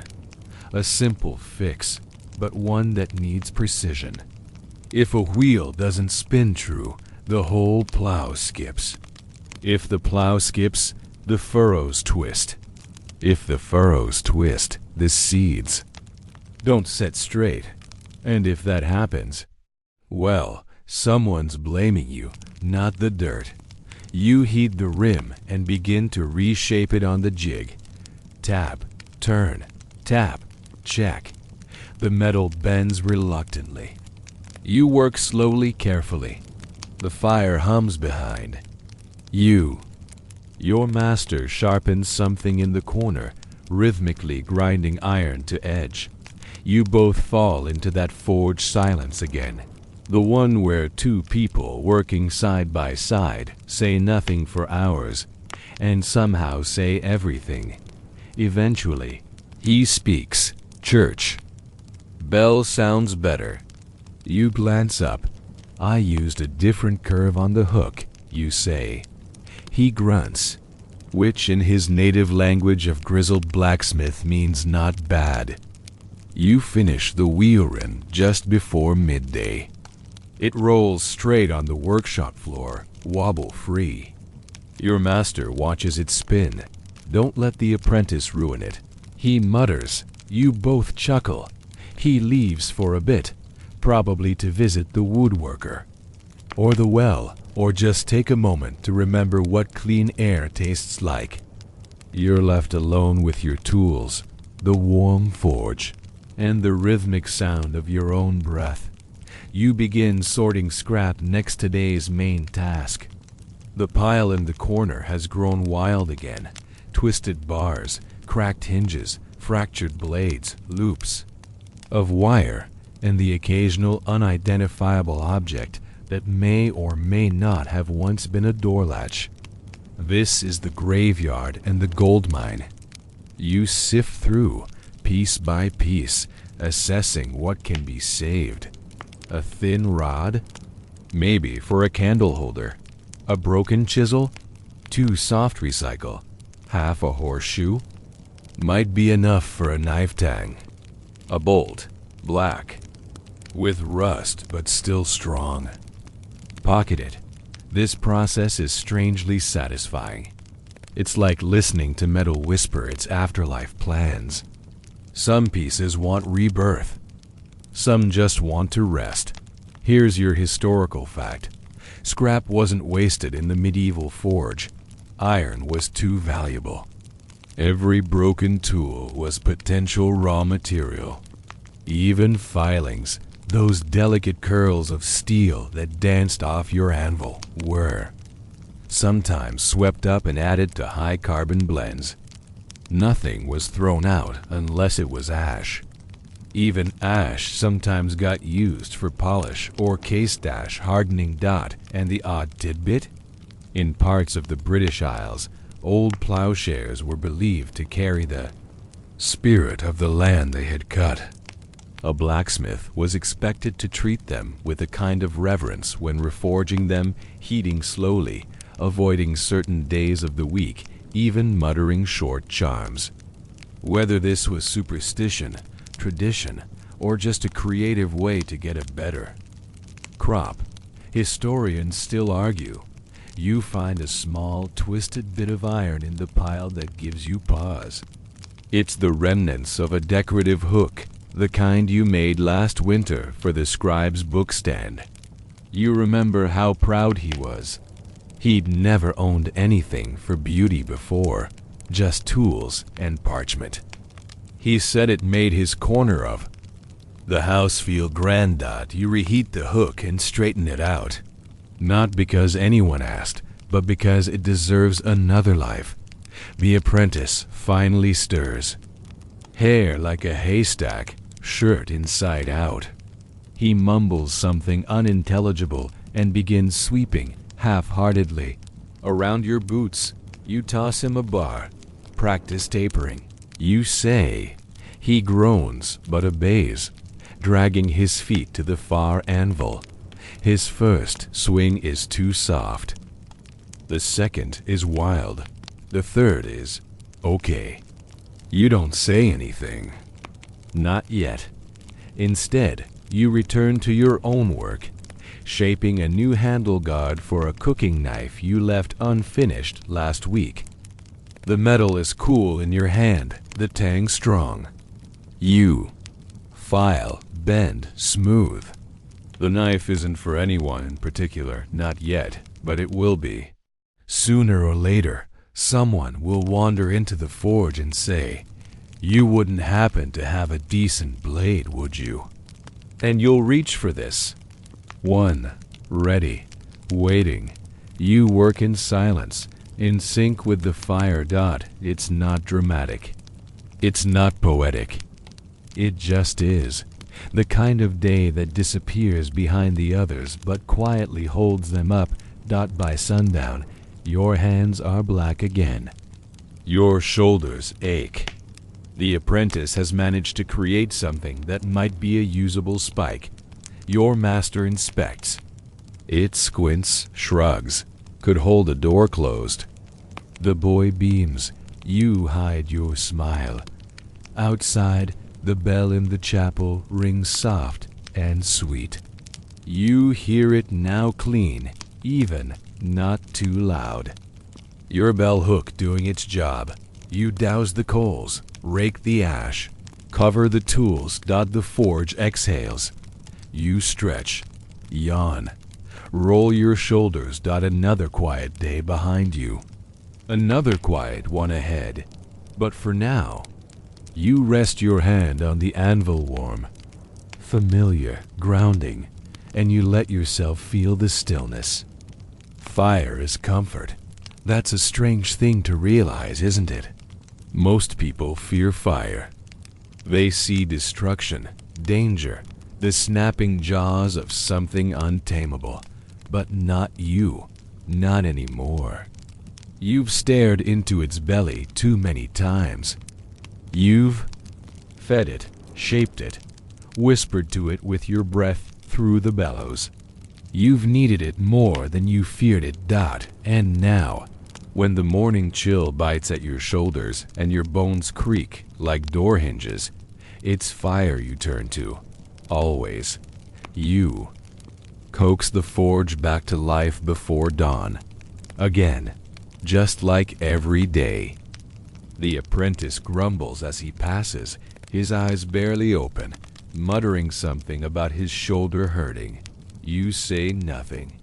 You remember that ache, the one that never goes away, just shifts places depending on which part of the job tried to kill you yesterday. Today's orders are already laid out: 2 plow tips, a set of iron rings for the shepherd's new gate, and oddly enough, a decorative weather vane shaped like a rooster. The vane request came in last week via folded scrap of parchment left under your door. No name, just a rooster for the barn roof, strong enough to mock the wind. You admired the poetry of it. You decide to start with the plow. Tips, functional, straightforward, the kind of work that gets your hands back into rhythm. The metal is fresh, heavy, clean. You heat it slowly, watching for that familiar orange glow. You've learned to recognize the perfect shade of hot. It's not red, not yellow, but something in between, like the belly of the sun. You hammer the first point into a smooth curve. Strong, broad, meant to bite into soil and not let go. You test the hardness with a few careful taps, then quench it in the water barrel. Steam rises. Soot sticks to your forearms. Your sleeves are already ruined. You don't even own anything without holes anymore. You glance over and see the apprentice filing a hinge. Badly. Wider grip. You call. He adjusts. Bend your knees. He huffs, but he does it. You hide your smirk. Here's your historical bit. Blacksmiths were essential to agricultural life. Before industrial tools and mass production, it was you who kept the countryside alive. Your plowshares opened the earth. Your hoes carved rows for planting. Your scythes cut the grain. Your spades turned the compost. Your pitchforks lifted the hay. If a village had a poor harvest, the fingers sometimes pointed to bad seed or bad tools. You made sure it wasn't the latter. And your odd detail for today? In some medieval regions, blacksmiths were expected to say a short blessing over farming tools. Not religious, necessarily, just something murmured under the breath. Turn straight, cut deep, or may your edge find the root and not the D. Rock. Whether it was superstition, habit, or just a way of adding meaning to motion, historians still debate. You finish the second plow tip before noon and start laying out the rings. These aren't complex, just loops of iron, but they have to be uniform. The shepherd has a keen eye for measurement and the bluntness of a man who's spent 20 years arguing with sheep. You heat, shape, and test each ring on the wooden dowel he brought as a guide. By the fourth one, you've found your rhythm. Tap, turn. Tap, turn. Quench. Repeat dot. Then comes the rooster. You've drawn a rough sketch, lopsided, but charming. You cut the shape from a thick iron plate with your chisel, slicing carefully around the tail feathers. You file it smooth, etching lines to give texture. You twist the neck slightly for drama, then punch a hole through the base for the mounting rod. Dot. You step back and examine your creation. Dot. It looks surprised. Dot. Like a rooster that's just remembered it left the stove on. You laugh softly. You heat the mounting rod. Hammer it straight, then attach the bird. It spins nicely. You test it outside on a pole near the shed where the wind catches it and sends it turning. The rooster looks ridiculous. You're proud of it anyway. Your master appears beside you, arms crossed. He looks at the bird, then at you. Mocking the wind, is it? You nod. He grunts. Make me a crow next time. You chuckle. Only if it gets a hat. Inside, the apprentice has left the hinge on the anvil. You inspect it. It's usable. Barely. You fix the angle with 2 sharp taps and hand it back. Better, you say. But check your symmetry. He frowns. I did.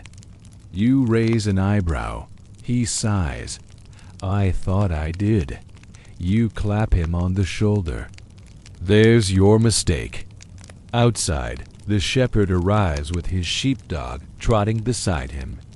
He examines the rings, grunts in satisfaction, and pays in a small pouch of dried figs and 3 buttons made of horn. Dot. You add the buttons to your collection.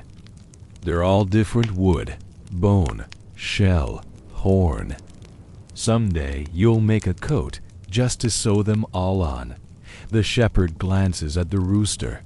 Looks like it's judging me. Good, you say. That was the goal. He laughs. By evening, the forge is cooling. You sit on the stone step, the air thick with iron and dusk. The rooster spins gently in the wind, casting a long shadow across the grass. You feel the day settle into your bones. Not heavy. Just there.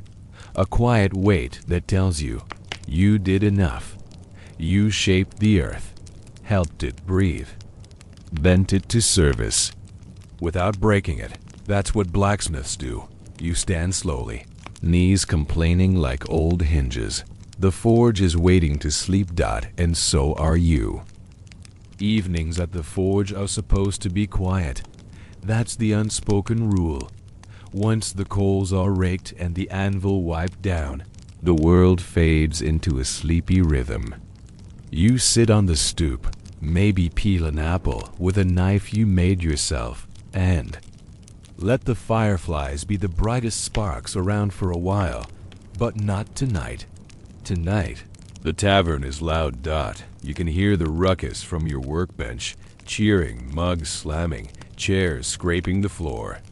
Something has stirred the village into celebration, though you're not sure what. The harvest festival is weeks away. The Lord hasn't died. No one's returned from a crusade. You step outside just as the apprentice darts by. They're wrestling. He pants. At the tavern, for ale. Of course they are. You consider going back inside. The thought of being surrounded by sweat noise, and someone inevitably singing off-key doesn't exactly scream relaxation, but you've worked hard. You fixed a rooster today. That has to count for something. You dust off your apron and head toward the noise.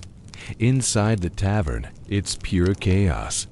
The tables have been pushed to the sides. The floor is cleared. Two men are locked in a bear hug of a wrestling match, grunting and sweating, and clearly one slip away from rolling into the chufei, from rolling into the hearth. Everyone's cheering. Coins change hands faster than cards in a gambler's game. You recognize both wrestlers, the tanner and the farrier. This isn't their first tavern tumble.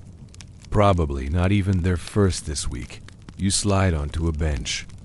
Near the wall, a tankard appears in front of you, placed there by the barkeep with the efficient speed of someone who knows what you drink better than you do. You take a sip. Warm, bitter, perfect. Someone slaps your back. It's the cooper, Herd. About the rooster, he cackles. Villagers are already making bets on whether it'll outlive the barn. You grin. Depends on the wind. The crowd roars as the tanner is thrown to the ground. The farrier stumbles, victorious, and is immediately handed a jug of something. That smells dangerous. The apprentice appears beside you, wide-eyed. Can I try? You raise an eyebrow. Try what? Wrestling. You snort into your ale. Maybe wrestle the broom first. See who wins. He frowns. I could win. You probably could, you say. But the broom won't spill your teeth across the floor. He ponders that, then sits beside you with exaggerated dignity. Here's your historical nugget. Taverns in medieval villages weren't just places to drink. They were the center of community life. Deals were made, songs were born, and fights most. Of them, ridiculous happened at least weekly. And blacksmiths, though often respected, were not above the fray. In fact, you were usually expected to be the referee when things got rowdy. Something about your arms implying authority. And the odd little fact? In a few towns, the blacksmith had the right to declare a drink truce, a ceremonial moment when they'd slam a hammer on the tavern hearth to call for silence. This usually worked for about 12 seconds before someone shouted, "You're not my blacksmith," and the chaos resumed. Historians still argue whether this was an official law or just something invented by particularly tired smiths. Back at your table, the evening shifts into its second act. The wrestlers now lie side by side, drinking in tandem like friends who didn't just try to rip each other's arms off. Someone starts singing, badly. The lute player joins in. Worse. The air smells like sweat, ale, wood smoke, and victory. You take another sip and let yourself lean back against the wall. This isn't peace exactly, but it is something like belonging. Someone slams a tankard down near your elbow. Can you fix a tankard? The man asks. This one's got a leak. You tilt it. The bottom is warped, probably dropped one too many. Times and victory or sorrow. Bring it by tomorrow, you say. Will it cost much? Depends on whether it still leaks after I fix it. He laughs and stumbles away. The apprentice is now mimicking wrestling moves in the corner with a broom you swear looks afraid. You watch, amused. Your master doesn't come to these things. Often, he says the tavern is for noise and fools. You suspect it's also because the last time he drank, he ended up arm wrestling the baker and pulling something he still complains about. But you go. Not always. but often enough to remember why the forge matters. Because these people, this village, they rely on you for more than just horseshoes and hinges. You're part of the machinery that keeps their world running, quietly, invisibly, faithfully. A girl taps your shoulder. Are you the one who made the gate at the schoolyard? She asks. You nod. I like the squeak it makes, she says, and runs off. You smile. You finish your drink slowly, letting the tavern noise wash over. When you finally stand to leave, no one tries to stop you. The crowd rolls on. The farrier is snoring under a bench.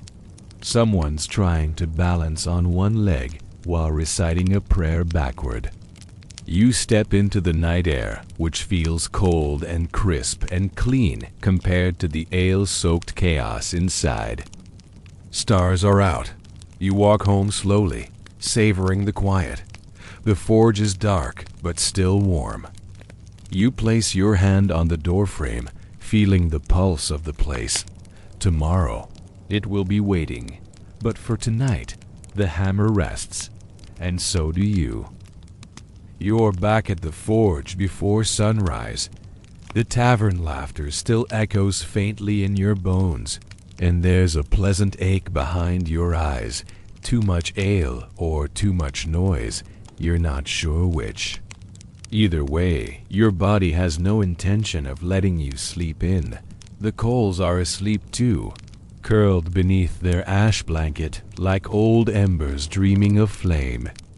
You rouse them with practiced care, feeding small splinters of wood into the pit. The forge yawns.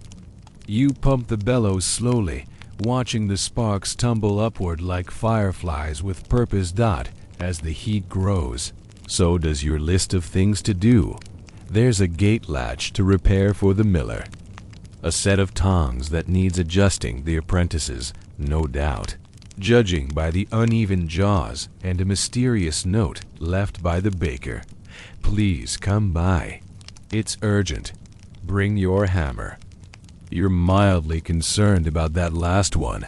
The apprentice stumbles in just as you're preparing your tools, hair wild, face still marked by the straw he slept on. Did I win? He asks. You stare at him. The broom natch, he clarifies. You grin. Broom's fine. You've got a limp. He squints. Victory enough. You hand him the crooked tongs and point toward the vise. You're fixing these. He groans. It was the broom's fault. You let him argue with himself while you set to work on the latch. The miller's gate has been sticking for weeks. He blamed the wood at first, then the rain, then, somehow, the goat. But the truth is, it's the latch warped from years of slams, groaning on its hinge like it's sighing with each use. You heat the old piece, lay it on the anvil, and begin to flatten the curve. The iron resists at first. It always does, but eventually yields beneath your strikes. That's the thing about metal. It doesn't want to bend. You have to convince it. You pause to check your work. The shape is better now, cleaner. You sand the edges, adjust the pinhole, and oil the surface so it won't rust overnight. You hang it on a peg, satisfied. Then, with a sigh, you pocket your smaller hammer, the one for delicate fixes, and head toward the bakery. You arrive just as the baker is shooing smoke from the window. It's the oven. He cries, "It's betrayed me." You step inside. The heat is intense, even by your standards. The oven door hangs askew, its iron band cracked right through the middle.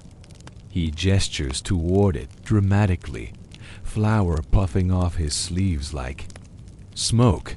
I need it fixed before the next batch. The dough's already rising like it's been cursed.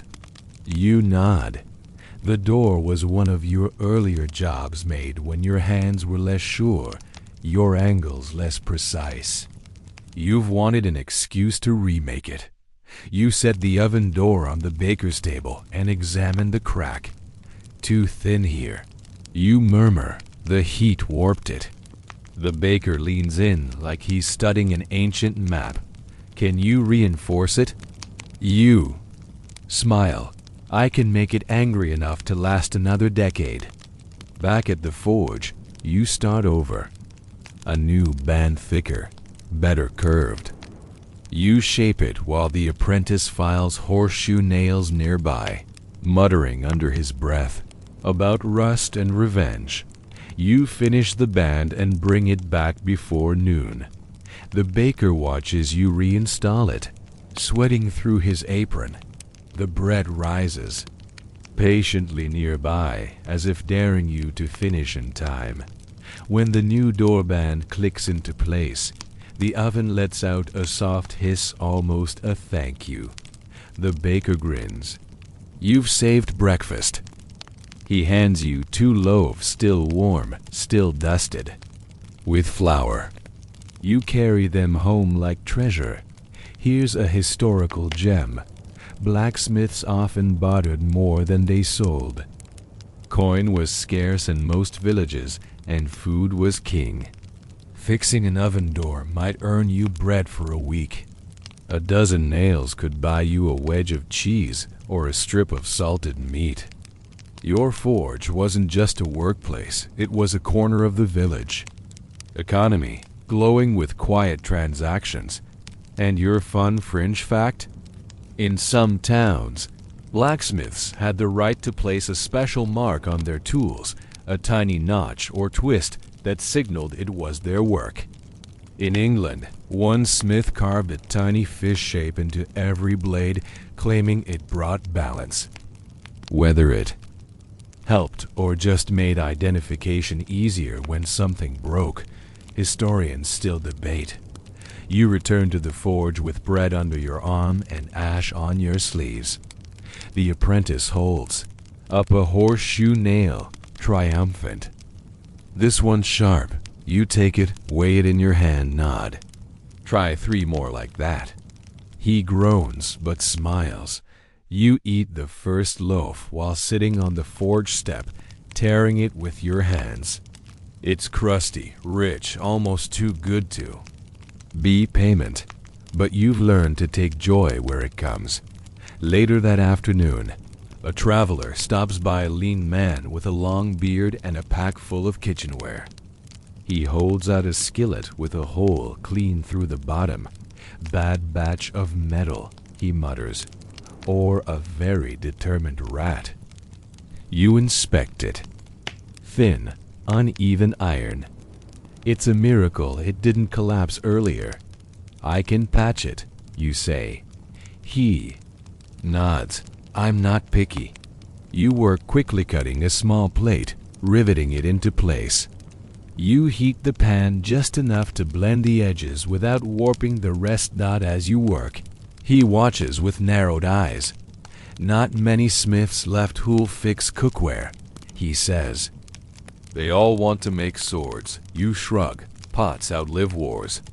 He leaves you with a copper button and a handful of dried cherries. You pocket both with quiet thanks. By sunset, you've repaired an oven, reshaped a latch, forged 2 dozen nails, and argued with your apprentice about why horseshoes need to curve. Just so. You didn't craft any swords. You didn't fight any dragons, but you did feed a village. And in your world, that's just as important. You never know what the day will bring. That's both a comfort and a curse in your trade. One moment, you're reshaping a cracked pot lid. The next, you're face to face with a cloaked stranger asking for a copper spiral that must be precisely 3 hand spans long and no more. That happened last summer. You still don't know what he used it for. You still really don't want to. This morning starts quietly enough, The coals still carry the heat from yesterday. The apprentice is unusually punctual, sweeping before you even tell him. You have suspect bribery is involved. Maybe the baker gave him a bun. Or a threat. Then comes the knock. Not the casual village knock. Not the bell on the forge door. A tap, precise, deliberate, twice in quick succession. You open the door to find someone you've never seen before. She's tall, wrapped in a faded traveling cloak, with gloves far too clean for someone who claims to be looking for repairs. Her eyes scan the forge not with curiosity, but with calculation. You wait. She finally speaks. I need a lock. Custom made. You nod slowly. What kind? A silent one. Now, that's new. Aren't most locks silent? You offer.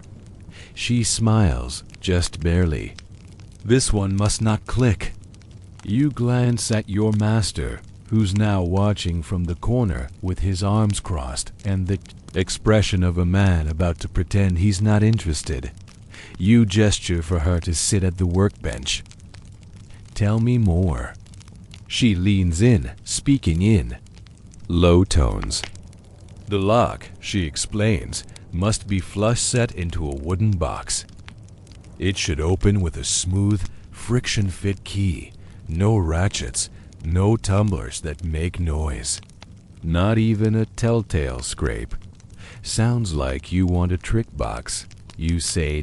She nods. I do. You've made something like this before, once for the village scribe, who wanted a way to keep love notes hidden from his sister.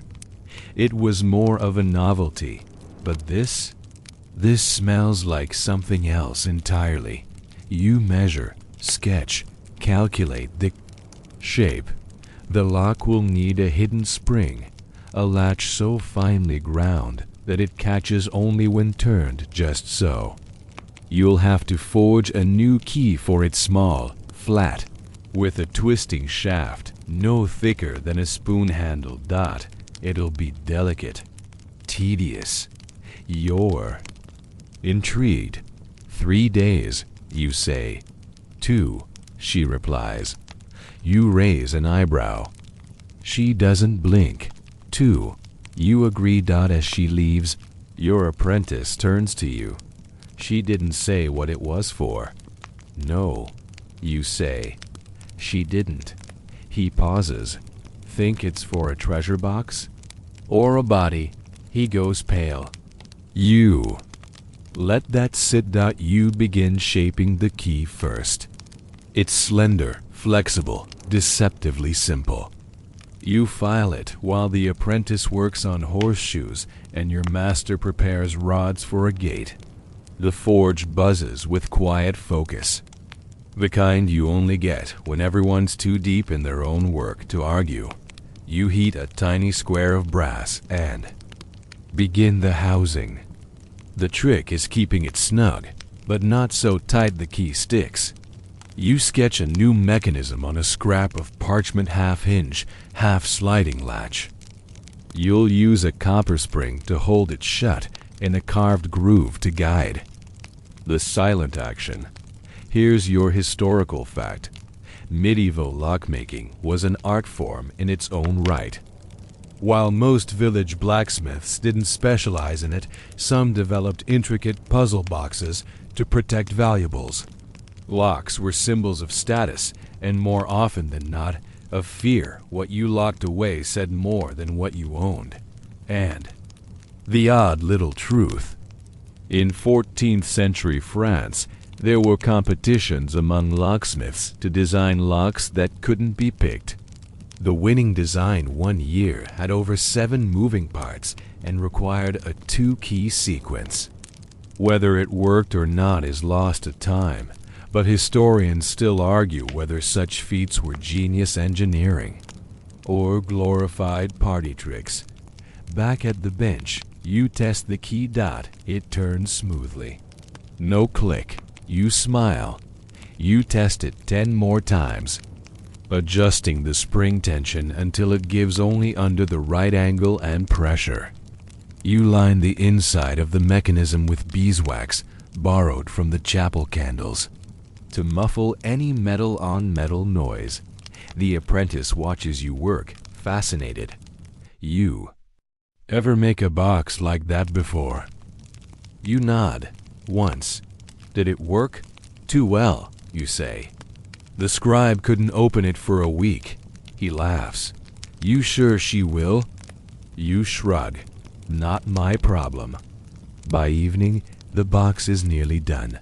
The key fits like a song. The lock clicks into place silently, the mechanism resetting with a whisper.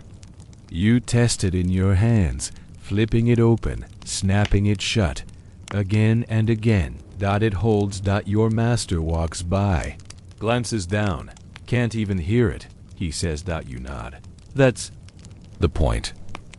He doesn't ask what it's for. He knows better. The traveler returns just before sundown. She doesn't smile. She doesn't compliment the craftsmanship. She simply takes the box, tests the key once, and nods. From her cloak, she hands you a single silver coin, old, heavy, not local. You're thorough, she says. You shrug. You asked for silence. She disappears down the road. You hold the coin up to the light. There's something etched on the edge, tiny letters in a language you don't recognize. Probably not a tip. You add it to the forge's collection of strange payments. Buttons, feathers, petrified fruit, one perfectly smooth stone that's either worthless or enchanted. As the forge cools, the apprentice looks up from his stool. Think she was a spy? You consider, or a thief, or a noble, or a collector. He leans back. I hope it was treasure.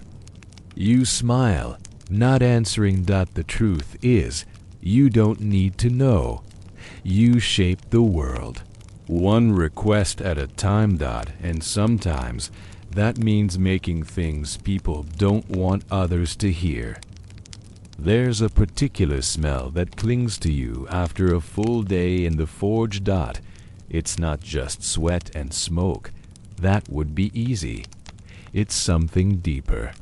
A stew of coal dust, scorched wool, iron filings, leather dye, burnt oil, and that ever-present tinge of ash that settles into your skin, like it belongs there.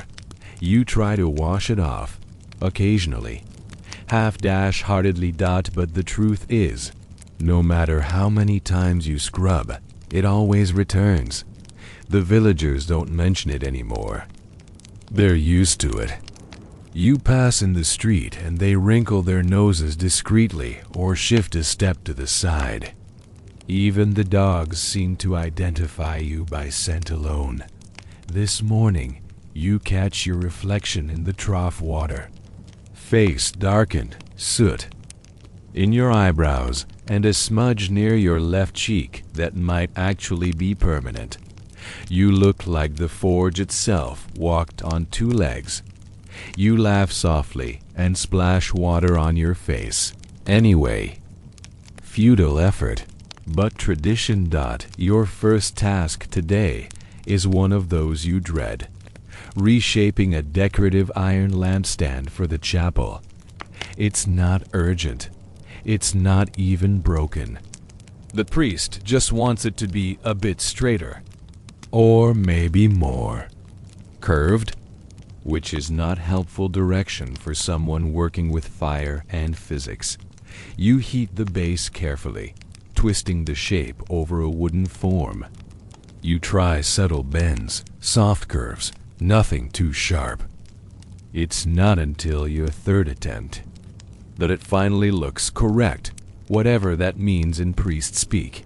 You let it cool, sanding off the rough edge where the old weld cracked. It shines in the morning sun, and you imagine it someday holding a flickering candle that makes everyone forget how much trouble it was to fix. The apprentice appears at your side, holding something gingerly in both hands. My boot buckle broke. You squint at it. That's not a buckle. He peers down. Then what is it? You take it, turn it over in your palm. It's round, ridged with a hole too small for any strap. You tilt it toward the light. It's a card bearing. He turns. Red. So, not for boots? You hand it back. Only if the boots weigh 200 pounds and transport flour.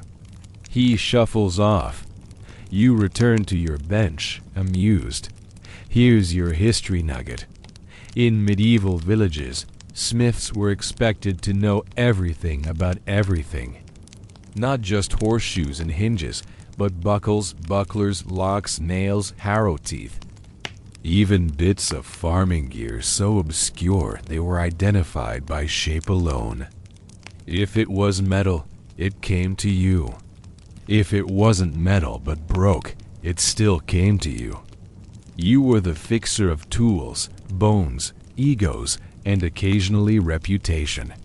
And the quirk of the day? Some blacksmiths had a secondary role as dentists. Yes, dentists. With pliers. The tools were there after all. One 13th century record from Italy describes a blacksmith being paid for extracting a molar, and later being paid again to repair the tooth hammer, which you really hope is a mistranslation. Back in the forge, you get back to your real list. Next, a scythe blade its chipped along the edge. You suspect someone used it on. Rocks instead of wheat. You hammer the edge smooth, then sharpen it slowly over the grindstone, keeping the rhythm smooth and steady. Sparks dance in all directions. They sting when they land on your arm, but you're used to it. A dog wanders. In. It's the tanner's mutt, a slow-moving, round-bellied beast that visits whenever it smells warmth and possibly meat. Nothing here for you, you mutter, tossing it a crust anyway. The dog eats, then lies down next to the bellows like it. Owns the place. You let it stay. Just before noon, a girl arrives. She's no older than 10, carrying a rusted chain and a worried expression. It's for the well bucket, she says. It's snapped. You kneel down to her level and examine the chain. One of the links has sheared clean through, probably worn by water, rust, and use. I can fix it, you tell her. Tell your mother to boil the water first, just in case. She nods, hugs the chain to her chest like it's a family heirloom, and scurries off. You grab a fresh length of iron rod and begin shaping a new link dot. It's work like this tiny, quick, quiet, that fills most of your day. Not grand gestures. Not legendary swords. Just one piece of someone's ordinary life being made whole again. Later that afternoon, you pause for bread. It's stale, but it's bread. You chew slowly, staring at your hands. They're blackened, nicked, burned in old familiar ways. You've never had clean hands. Not for long. Not since you began. And the truth? You wouldn't trade them. Your master returns from wherever he disappears to in the afternoons, probably the stream, or the chapel, or that one spot behind the barn where no one bothers him. He eyes the bench. That lampstand better be straight. It's artistically upright. He grunts, which you choose to interpret as approval. The apprentice is now attempting to shape nails. They're crooked, stubby, and proud. You don't correct him yet. Let him have the crooked victory. By sundown, your shirt clings to your back. Your shoulders scream, and your hair smells like iron and dog. But the forge has done its work. You extinguish the flame, hang your tools, and step into the twilight. The dog follows, tail wagging. You walk to the edge of the village, where the road curves and the wind picks up. You watch the sun fall behind the hills, casting gold over the roofs, the trees, the church. Spire. You think about the sound of the forge cooling, the quiet tick of iron giving into rest. You run your hands through your hair. A puff of soot floats free, and you smile, because no matter how much the smell clings, it smells like home. You know the tax collector is coming before you even see him. The forge has been too quiet for too long. The air feels different, thicker somehow. The villagers are tense, moving faster, speaking softer. You notice fewer people walking past the forge, fewer carts on the road, fewer chickens wandering into places they shouldn't. Even the tavern is subdued. That's when you spot him. Slick boots, red tabard, clean hands. Definitely not local. He rides a stout horse and doesn't dismount when he stops outside the forge.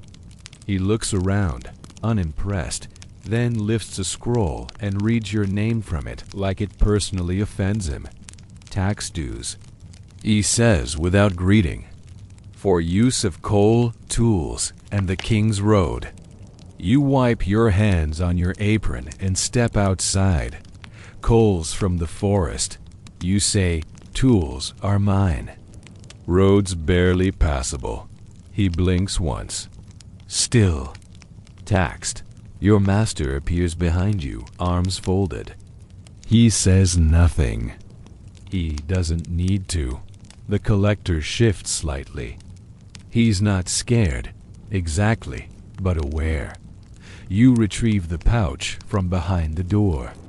You've been saving coin for this small payments gathered from months of hinges, nails, brackets, and mystery lockboxes.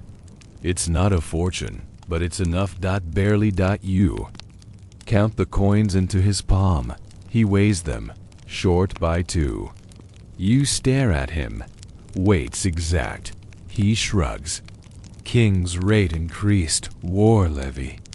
Of course it did. You glance at your master. He nods once. You go inside and retrieve 2 copper buttons and a silver coin from your odd payment drawer. The one full of feathers, teeth, charms, and that single glass bead no one will claim. You offer them to the collector without a word. He eyes them, sniffs, shrugs, accepts. Then he turns and leaves, scroll fluttering in the breeze like a flag of quiet triumph. You watch him go. Next time, we charge more for buckles, your master says. You nod. Taxes are one of the forge's constant. Annoyances. The king wants coin. The church wants tithe. The guild, when it can be bothered, wants proof of loyalty and a cut of anything nice you make. You don't even know where it all goes. But it leaves you without fail. Here's your historical fix. Blacksmiths were taxed like merchants in many areas, especially in larger towns. You paid dues on coal, metal, tools, and even your smoke in some places. In exchange, you got protection. In theory. In practice, the collector shows up when he wants, takes what he wants, and leaves you to hammer out the difference. And the quirky bit? Some smiths tried to get clever hiding finished goods, disguising blades as tools, even creating decoy pieces to give to inspectors. One record from Bohemia mentions a smith who painted over steel to make it look like unfinished. Iron. It worked. Until the paint caught fire. Historians still argue whether he was arrested or just laughed at. back inside. The forge feels smaller, lighter, emptier. The coin pouch is nearly flat. You sit on your bench and stare at the wall for a while. The apprentice walks in, sees your face, and wisely says nothing. He picks up a horseshoe blank and begins tapping it into shape. He's getting better. Still crooked, still inconsistent, but better. You grab a file and start working on an iron ladle, one the tanner's wife requested weeks ago and you've been putting off. The handle's twisted. She wants it straight. You can do that. As you work, your master approaches. Tomorrow we go to the fair. You look up, surprised. We never go to the fair. He grunts. That's why we should. You think it over. The county fair means traveling 3 villages away, setting up a stall, competing with other smiths, getting undercharged, over-argued, possibly robbed, but also fresh faces, new tools, interesting problems. I'll go, you say. He nods. You'll need wares. You look around the forge. You'll need everything. The next few hours are a blur. You and the apprentice work side by side, shaping blades, bending hooks, sharpening knives. You forge simple belt buckles, fireplace pokers, 2 sturdy hinges, and a rake head you hope someone buys even though you can't remember who ordered it. You don't talk much. Just work. Sometimes silence is more useful than advice. Here's the big thing about tax days. They hurt not just in the pouch, but in the heart. They remind you that no matter how strong your hands, how hot your forge, or how straight your blade, someone always gets to take without lifting a hammer. But that's why you keep working. You have to by nightfall. Your hands are blistered, your apron is black, and your bench is stacked with iron goods. You cover them with cloth, locking the door tight. Outside, the wind howls slightly. Cold is coming. Inside, the apprentice is asleep again, curled under a coat. You wonder if he'll last the winter. You hope he does. Your master sits by the coals, staring into the last orange glow. He doesn't speak. You don't either. You just sit. 2 smiths, 1 forge. No coin left, but plenty of fire still burning. You dream of iron, not of forging it, but of chasing it. In your dream, you're running through a field, clutching a glowing horseshoe that keeps melting between your fingers. Every time you stop to shape it, the field turns into a river. The hammer you carry becomes heavier with each step. Finally, you throw it. It lands with a clang and echoes through the sky like thunder. You wake up with a jolt. Your shoulder is numb. Your left leg is tangled in your apron. The apprentice is still snoring, head resting on a sack of coal. You take a moment to wonder if his dreams are as odd as yours. Probably not. He sleeps like he's got nothing to lose. The fair is tomorrow, which means today is your last chance to get everything ready. You stretch your arms carefully. Your body feels like a cart with one wheel loose, but your mind? Alert, focused. Something about preparing for market sharpens you. You stoke the forge to life, the flames leaping eagerly. The fire knows. The list of goods is scrawled in charcoal.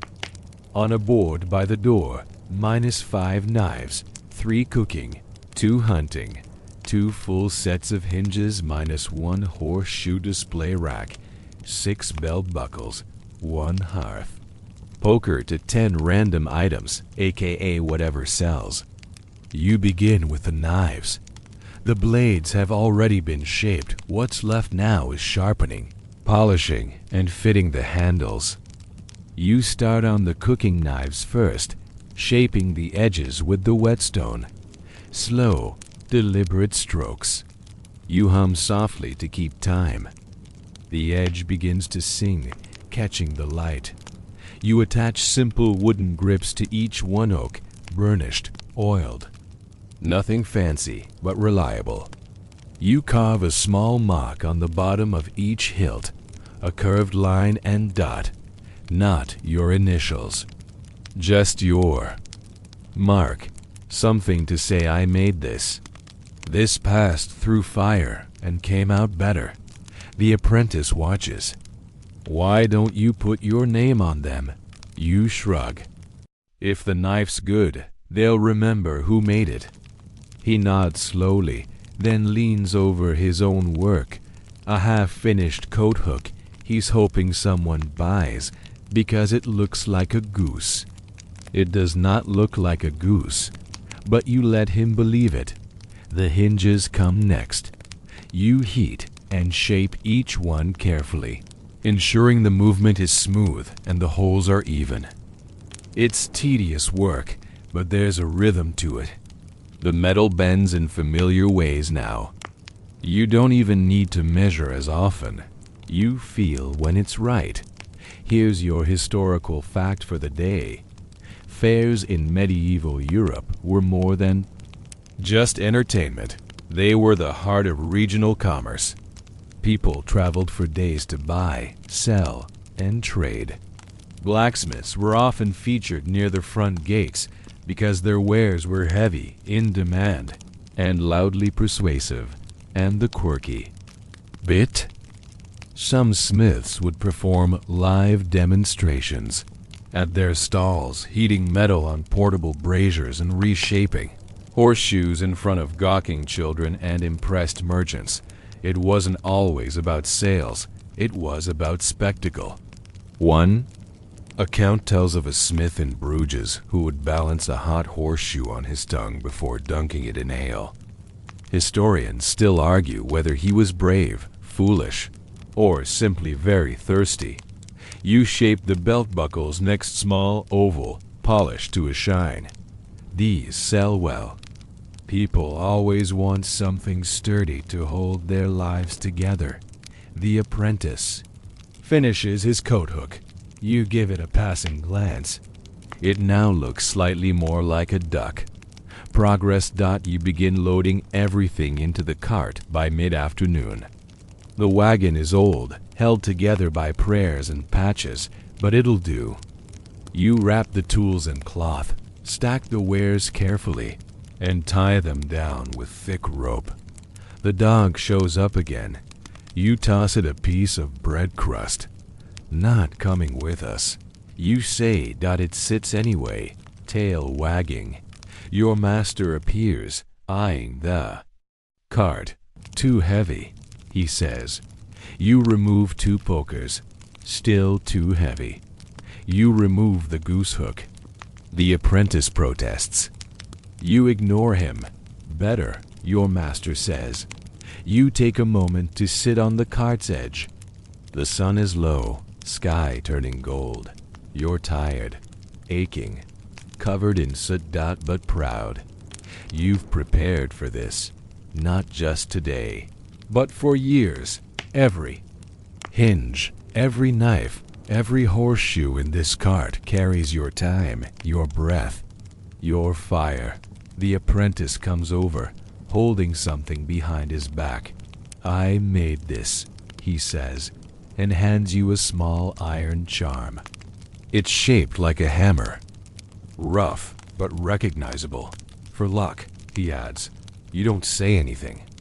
Just nod and tie it to the cart's handle. He grins. Evening settles like ash. You cover the cart. Secure the wheels and bank the forge's fire for the night. Tomorrow, you'll ride to the fair.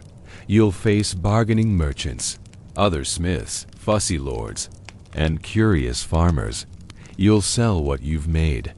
You'll watch people test your work, weigh it, judge it, and some will walk away, but some will walk toward you, and that will be enough. You sleep early. Tomorrow, the road begins. You set off before dawn. The road to the fair is long, and you've learned the hard way that getting there early makes all the difference. Better stall spots, fewer broken wheels, and less shouting over who claimed last year. The cart rattles behind you, its wheels creaking with every bump. The apprentice walks beside you, rubbing his eyes and yawning loud enough to scare birds from the hedges. He's trying to carry himself with pride, but his bedhead tells a different story. Your master doesn't come. He never does. He says fairs are for shouting and fools, and he's neither. Instead, he waves you off from the forge doorway, arms crossed, with a grunt that loosely translates to, "Don't embarrass me." You take that to heart. The sun is still hiding behind the hills when you crest the ridge.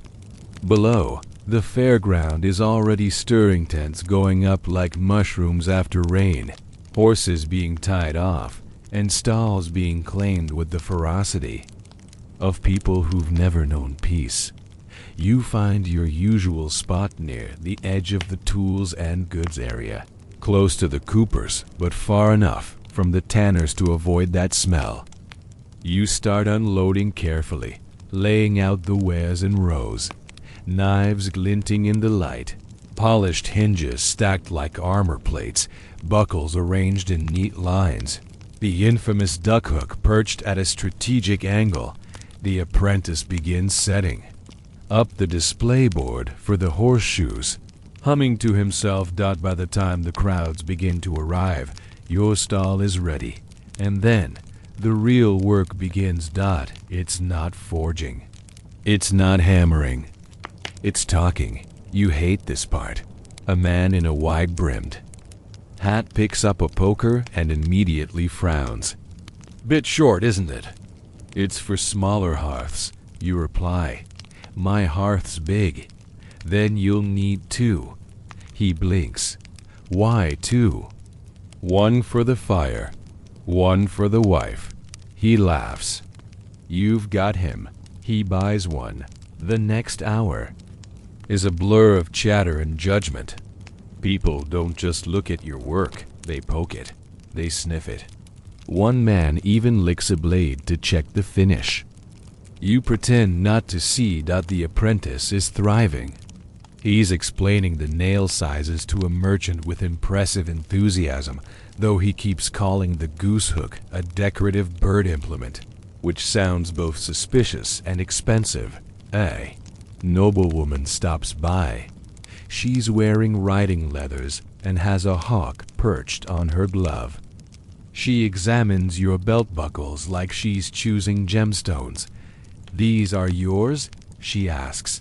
You nod. She picks one up, sturdy. Wouldn't offer it otherwise. She sets down a coin, twice the asking price, for craftsmanship. You nod. You don't thank her. You've learned they like that better. Here's your historical detail for today. Traveling fairs in medieval Europe were key to a smith's livelihood. They offered access to distant markets, noble buyers, and traveling guilds. Many smiths made more in a single fair week than in 2 months at home if they could handle the haggling. And the weird fact? Some fairs employed iron testers people, hired by organizers to hit metal goods with hammers to prove their strength. The problem? Not all of them were careful. There's a recorded incident of a tester in Bruges who shattered a merchant's entire hinge supply with a single misplaced swing. No compensation, just bad luck. Historians still debate whether he was drunk or just really enthusiastic. Back at your stall, you spot a familiar face. It's the traveling merchant who bought the strange curved bracket months ago, the one for his lantern. He's back, holding it proudly. "Still works," he says. "Didn't melt. didn't rattle, even made it through a storm. You smile. Told you it had hidden potential. He grins and buys 2 more brackets for what, you don't ask. A boy stops by, drawn by the duck hook. He doesn't buy it. Just laughs and calls over his friends. A local smith from the next village eyes your display, then holds up one of your hinges. You forged this by hand? You nod. He looks at it, turns it in his fingers, then shrugs. Not bad. Which, from a rival, is a roaring compliment. By midday, you've sold half the stock. You sit for a moment behind the table, drinking watered ale and eating a hunk of cheese that came from somewhere you'd rather not investigate. The apprentice is shining the last cooking knife with a rag and trying very hard not to look proud. You're doing well, you say. He brightens. I like this. I like showing people. You nod. Forge makes it. But fare gives it wings. He thinks that over. That's poetic. Don't tell anyone. The wind picks up. A banner snaps overhead. You watch as the fairground fills. Even more tents flapping, children running, musicians tuning strange instruments. A juggler yelling something about fire and fate. It's all so alive. And in the middle of it, your work gleams on 100 belts, hangs from 3 carts. And somewhere near the cider stall is being used to stir a pot of stew. It's not glorious, but it's real. That evening, as the sun begins to droop behind the ridge, you start packing up. The cart is lighter. The coin pouch is heavier. You feel content. A man passes by and points at your remaining items. You selling that duck hook? You glance at the apprentice. He grins. 10 coins. The man blinks. 10. It's rare, the apprentice says. A prototype. The man shrugs and pays. You watch the apprentice tuck the coin into his own pouch. Split that. You say, of course, he replies. Later. You shake your head. You tie the last rope over the cart and begin the journey home. The road is quiet. The wheels creak. The forge is waiting. And tomorrow? You start again. The fair is behind you now, just dust on your boots and a few blisters in new places. You return to the forge as the sun begins its descent. Cart lighter than when you left. Heart heavier than you'd expected. Not from sorrow just ... The weight of doing well, of having been seen. Your work in stranger hands. Your name may be passed between voices who'll never meet you again. You're tired, of course, but it's the good kind. The full-bellied, dust-covered, coins in your pouch. Kind of tired. The kind you earn. Your master waits by the door when you roll in, arms crossed, a half scowl ready. Sell the goose? He asks without turning. Duck. You correct. He snorts. Still counts. You both know it doesn't. You unload the cart. Piece by piece. The leftover wares go back to the shelves, but not many remain. 1 poker, 1 hinge set. A few bent nails you meant to hide under the cloth. The apprentice handles the rest with an eagerness that borders on cockiness. Someone asked where I learned to forge. He says. You glance at him. I told them I was apprenticed to the best smith in the region. You raise an eyebrow. And did they believe you? No, he admits. But they still bought my coat hook. You laugh. Loud and honest. Then you get back to work. Because there's always work waiting. You start with the fire. The forge is sullen from 2 days of idleness. The coals sulk. The ash is clumpy, but with some breath and bellows, it wakes. Not angry, just eager to be useful again. Your first job is for the woodworker, retooling his chisel blades. He left them wrapped in oiled cloth by the door with a note that simply read, "Dull and shameful." You unwrap them carefully. There are 6 in total, each one worn nearly flat from years of scraping and cutting. You remember making 2 of them yourself back when your bevels were still shaky, and you hadn't yet figured out the subtle difference between an edge that slices and one that glides. You file each blade carefully. Long, slow pulls over the sharpening stone. You tune out everything else. Let the rhythm take over. Steel on stone, skin on wood, breath in smoke. Here's your historical moment. Chisels were prized tools in medieval craft. Blacksmiths and woodworkers often collaborated, trading secrets, debating bevel angles, and cursing dull edges together. Some guilds even held shared feasts. Others held grudges over stolen tool designs. One 5th-10th century account from Ghent details a blacksmith accused of sabotaging a rival's chisel with an ill-angled file. The trial took 3 days. The file, reportedly, was acquitted. And your quirky fact? In a village outside Florence, smiths believed sharpening tools on Sundays dulled the mind. Not out of superstition, just logic. The hand must rest if the blade is to cut clean tomorrow, one old saying went. Historians still debate whether this was practical advice or an early union movement. You finish the chisels and wrap them again. The apprentice brings you a pan with a cracked handle. From the inn, he says. Cook tried to use it as a weapon. You examine the crack. Jagged, splintered near the rivet.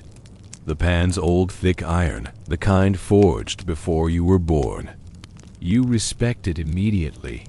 You reheat the handle, flatten the break, and weld. A reinforcement bar across the base. Strong, simple, useful. Should hold through any stew or brawl. You mutter. Your apprentice laughs. She loved that. Then comes the merchant.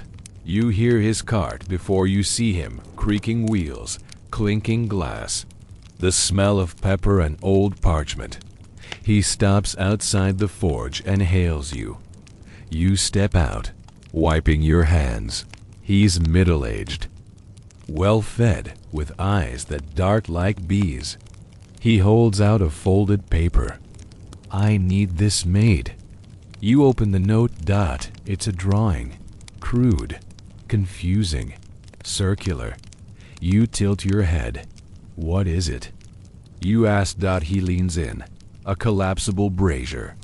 4. Travel. I saw something like it in Marseille. You raise an eyebrow. You want it to fold and not collapse while lit. Yes. You study the design again.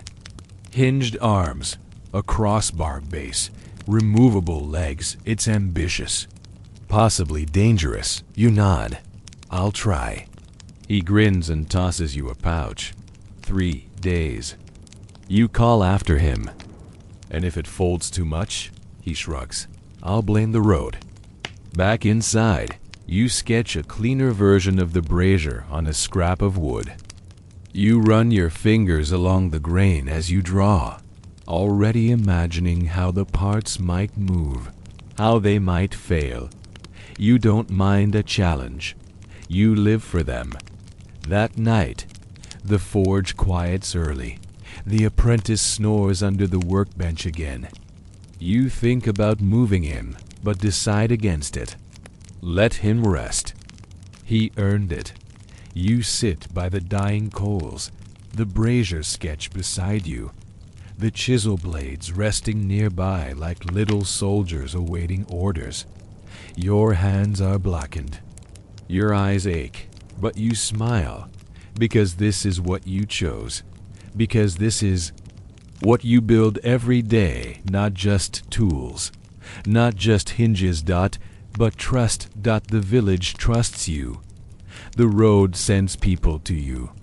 The fire listens to you. And tomorrow, you shape something entirely new. Dawn creeps in like a cat, silent and slightly smug. You're already awake, because the brazier hasn't let you sleep. It's not the merchant's drawing that's bothering you. It's the idea of it. A folding fire pit, meant to travel, meant to be portable yet strong. It's the kind of problem that crawls into a smith's brain and starts pacing. You poke at your notes with a piece of charcoal, redrawing the legs for the 4th time. You've decided they'll need locking hinges, not that you've ever made locking hinges before. But hey, no one ever learned anything by doing what they already knew. The apprentice drags himself upright, hair vertical. Why are you drawing? A spider? It's a brazier. He squints. Looks like it lost a fight. You toss him a stale crust. Go fetch more charcoal. And don't eat half of it this time. By the time he returns, the forge is hot and the first test leg is halfway done. You decide to build it in layers. Start with a solid central base, then weld on brackets where the legs can slot in. Each part must balance weight and flexibility. Too loose and the whole thing collapses mid-fire. Too tight and it won't fold at all. The tricky part, predicting how heat will affect the joints. Iron expands when hot, shifts slightly, and sometimes. Size. That's the word you use when metal bends where it shouldn't. You've heard it often. Still, by mid-morning, you've made progress. The first leg locks nicely. The second snaps. You stare at the broken joint in your hand, sighing in unison with the iron. The apprentice looks up from the bellows. That the sound it's supposed to make? No, you reply. That was the sound of overconfidence.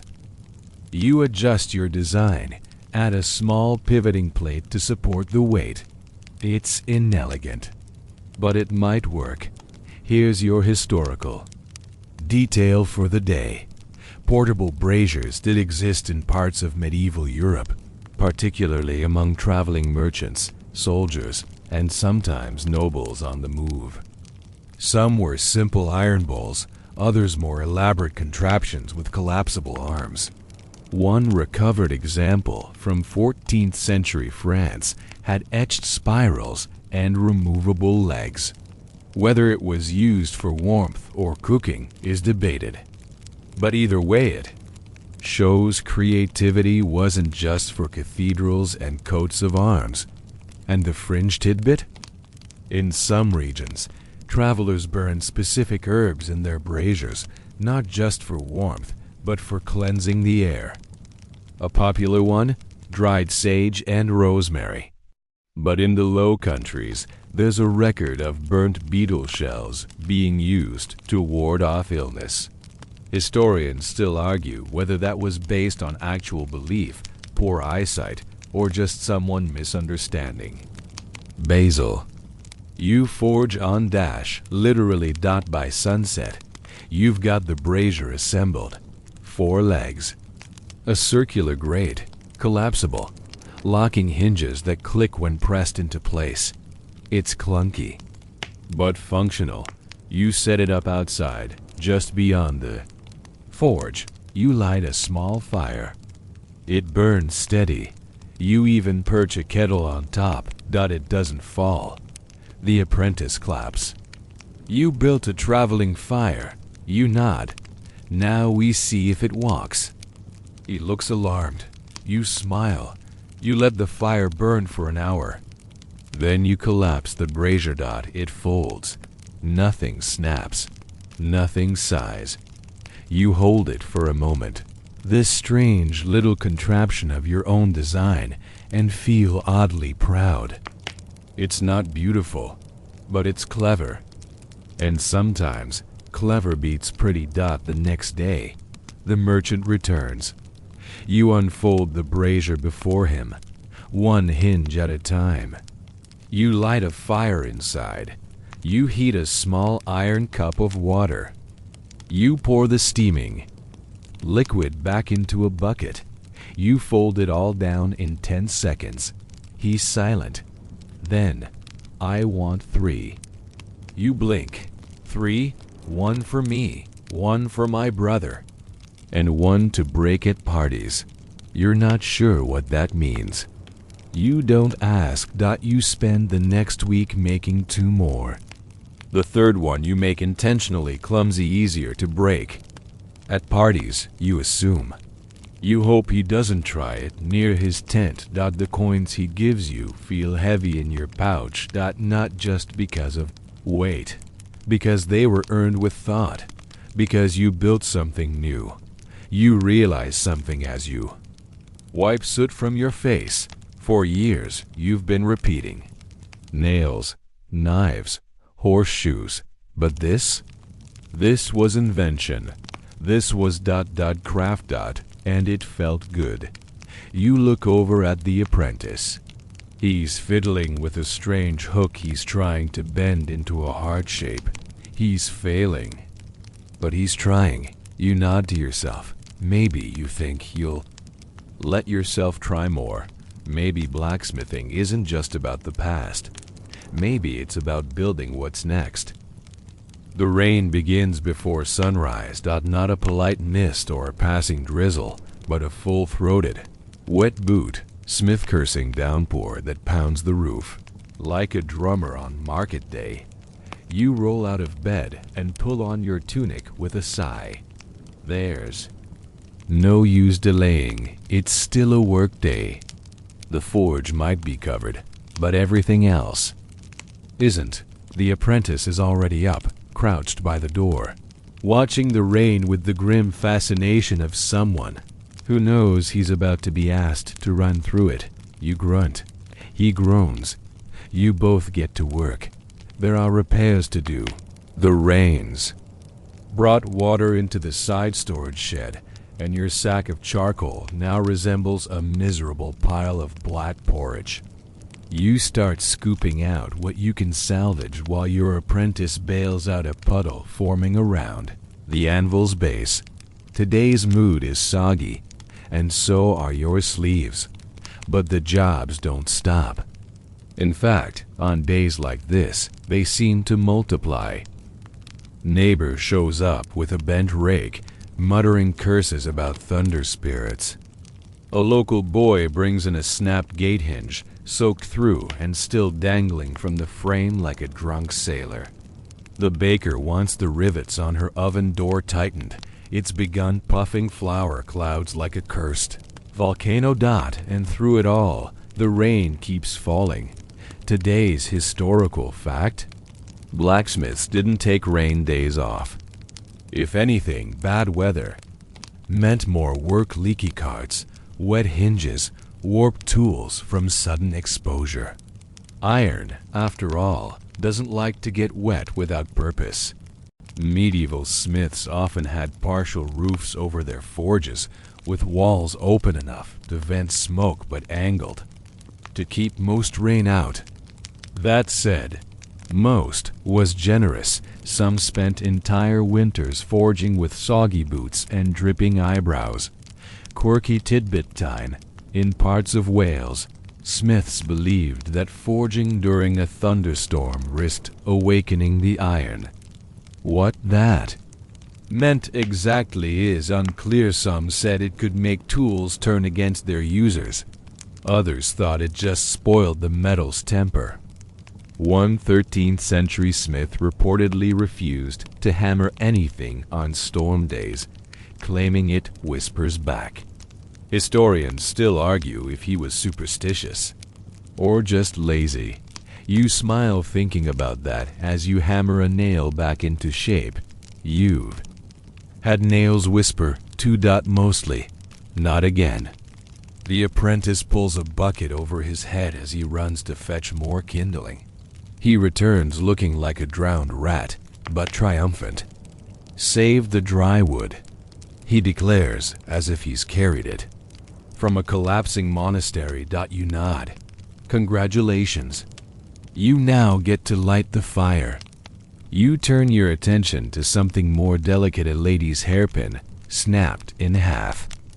It's not often you deal in such small things, but the pin has sentimental value, she said.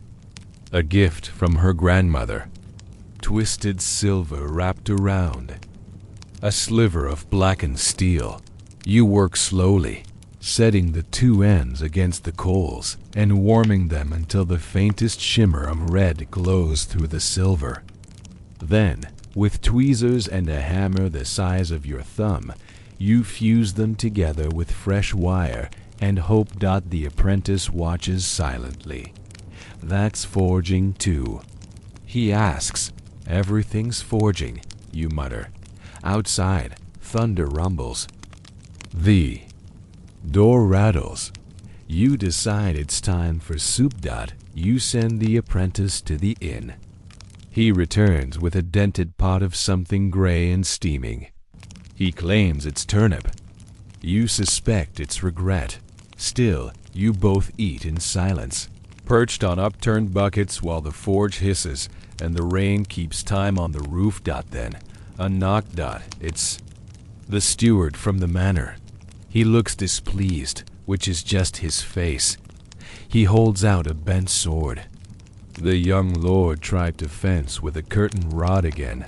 You blink. He shrugs. The rod won. You take the blade. It's not broken, just. Embarrassed. The apprentice stifles a laugh. You clear the table. You remember making this blade. Not the finest, but serviceable, mostly decorative. Sharp enough to nick pride, not limbs. You set to work restoring its edge. The steward lingers. He says he wants to train properly, he offers. You glance up. With this, he has ideas. You nod. That's dangerous in a noble. As you work the blade, you notice something peculiar, a flaw in the fuller that wasn't there before. A ripple in the steel, barely visible. Did he strike it against anything odd? You ask. The steward considers. The fireplace poker. Twice. You sigh. Of course. You hammer the ripple flat. Reshape the curve. Reinforce the guard with a new pin. Then hand it back. Tell him next time, aim for the drapes. The steward smirks. You're assuming he hits anything. And just like that, he's gone. By late afternoon, the rain eases. The forge smells of damp leather and old soup. The apprentice sweeps puddles toward the door. You wipe your hands and look around. Every item now repaired has a story behind it. The rake with the thunder curse, the bent gate hinge, the sword that lost to a curtain rod, and the brazier still folded neatly in. The corner waiting for its merchant. It's not a glamorous life, but it's alive, even in the rain. Especially in the rain.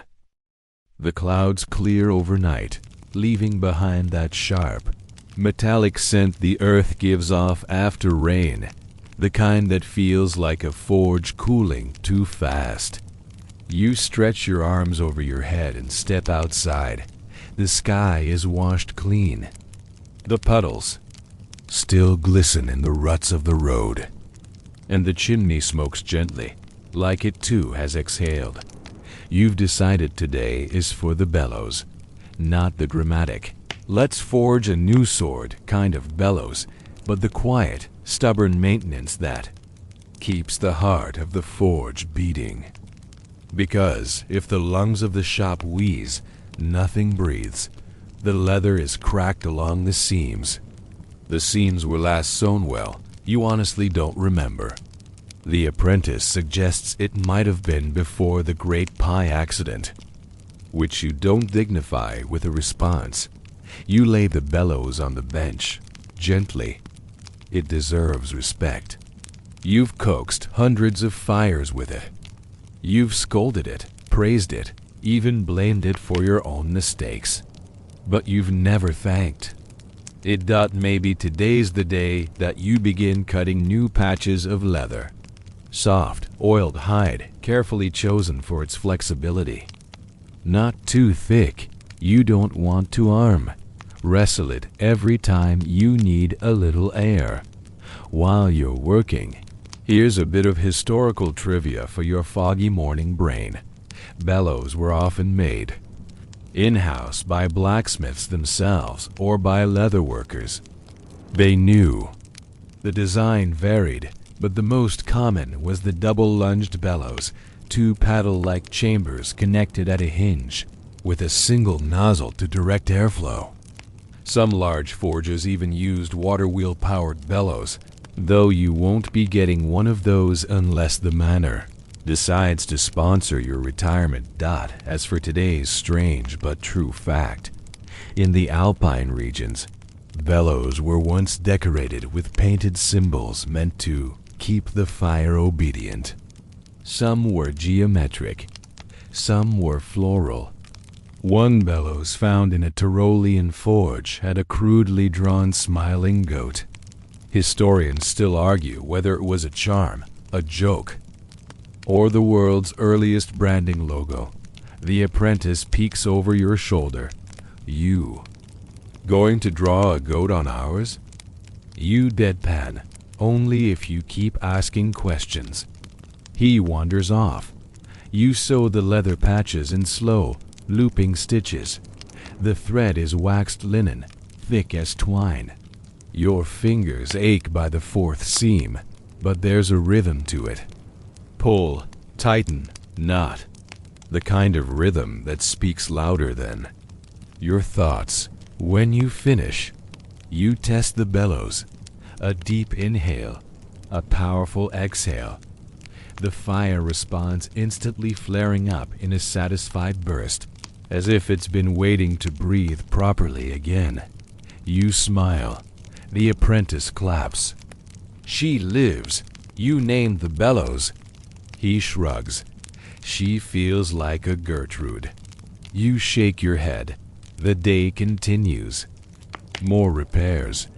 A traveler brings in a buckled shoe clasp. A tanner's boy wants to reshape a broken bridle loop. You barely pause between jobs, but late in the afternoon, something different arrives. A scroll, delivered by a red-faced courier with too much dust on his sleeves and too few teeth in his smile. You untie the string. It's from a nearby town. A request. A proper commission. They want your forge to produce 12 matching iron grills for a new chapel window. Decorative, not just functional. Patterns of vines and saints. Precision work. Reputation-making work. You read it twice. Then again. The apprentice reads over your shoulder and whistles.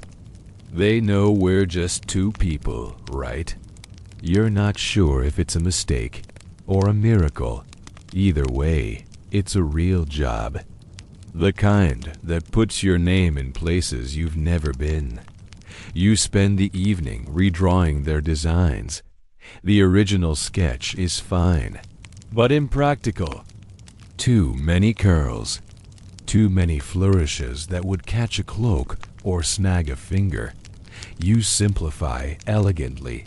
A saint here. A vine there.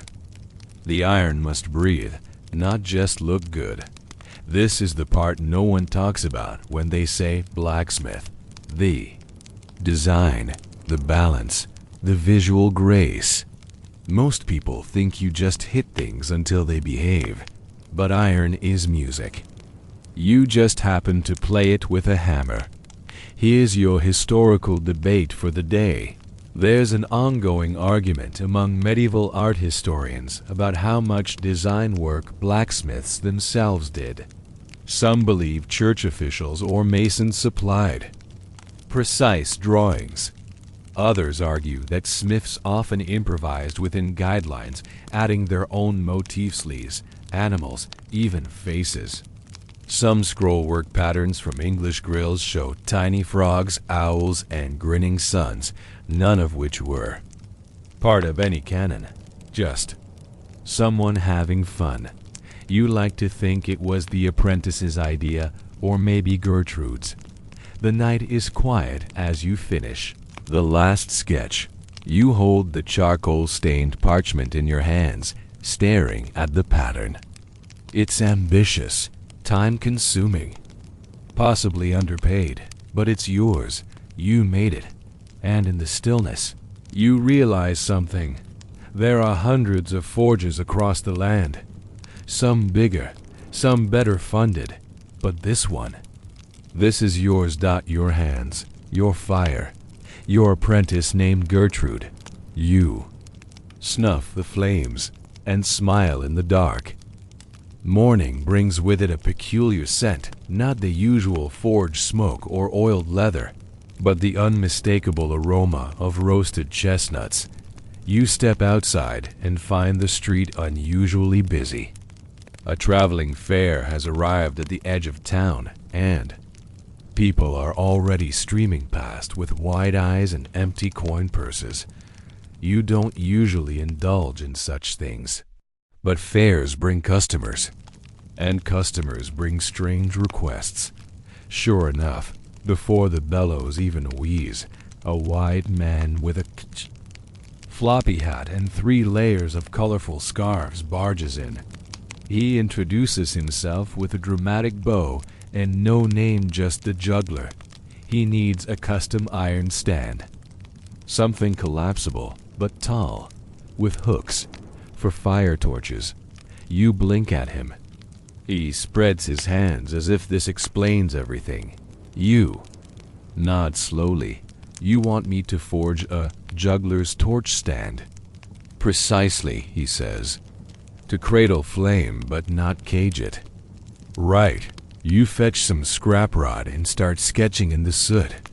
He watches with the rapt attention of a man who has never seen a drawing he didn't consider magical. He insists on swirls, curves, a bit of drama, he says.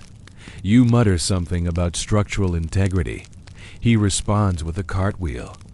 You agree to 1 swirl dot as you hammer the frame together. He launches into tales of past fairs, lost loves, and a monkey who drank ink. You're not sure which parts are real. You're not sure he knows either. Still, it's a welcome distraction. You don't always get to make tools for performances. Here's your history fact. Fairs in medieval Europe were not just excuses for ale and pickpockets. They were vital economic hubs, places where merchants, artisans, and entertainers crossed paths. Local blacksmiths often picked up odd commissions during fair days, repairing wagon wheels, mending cooking spits, or in your case, building flaming torch trees for flamboyant men in scarves. The fringe tidbit? One medieval fair in Champagne reportedly had a booth where smiths challenged each other to forging contests, making nails blindfolded, or shaping tools from scrap in under 5 minutes. One chronicler noted the winner produced a perfect hinge from a shoehorn, though historians still argue whether that's possible or just an early example of professional exaggeration. By midday, the torch stand is complete. It stands tall, 3 curling arms branching like iron antlers each, ending in a notch for a torch. The base folds like the brazier did, sturdy, if slightly flamboyant.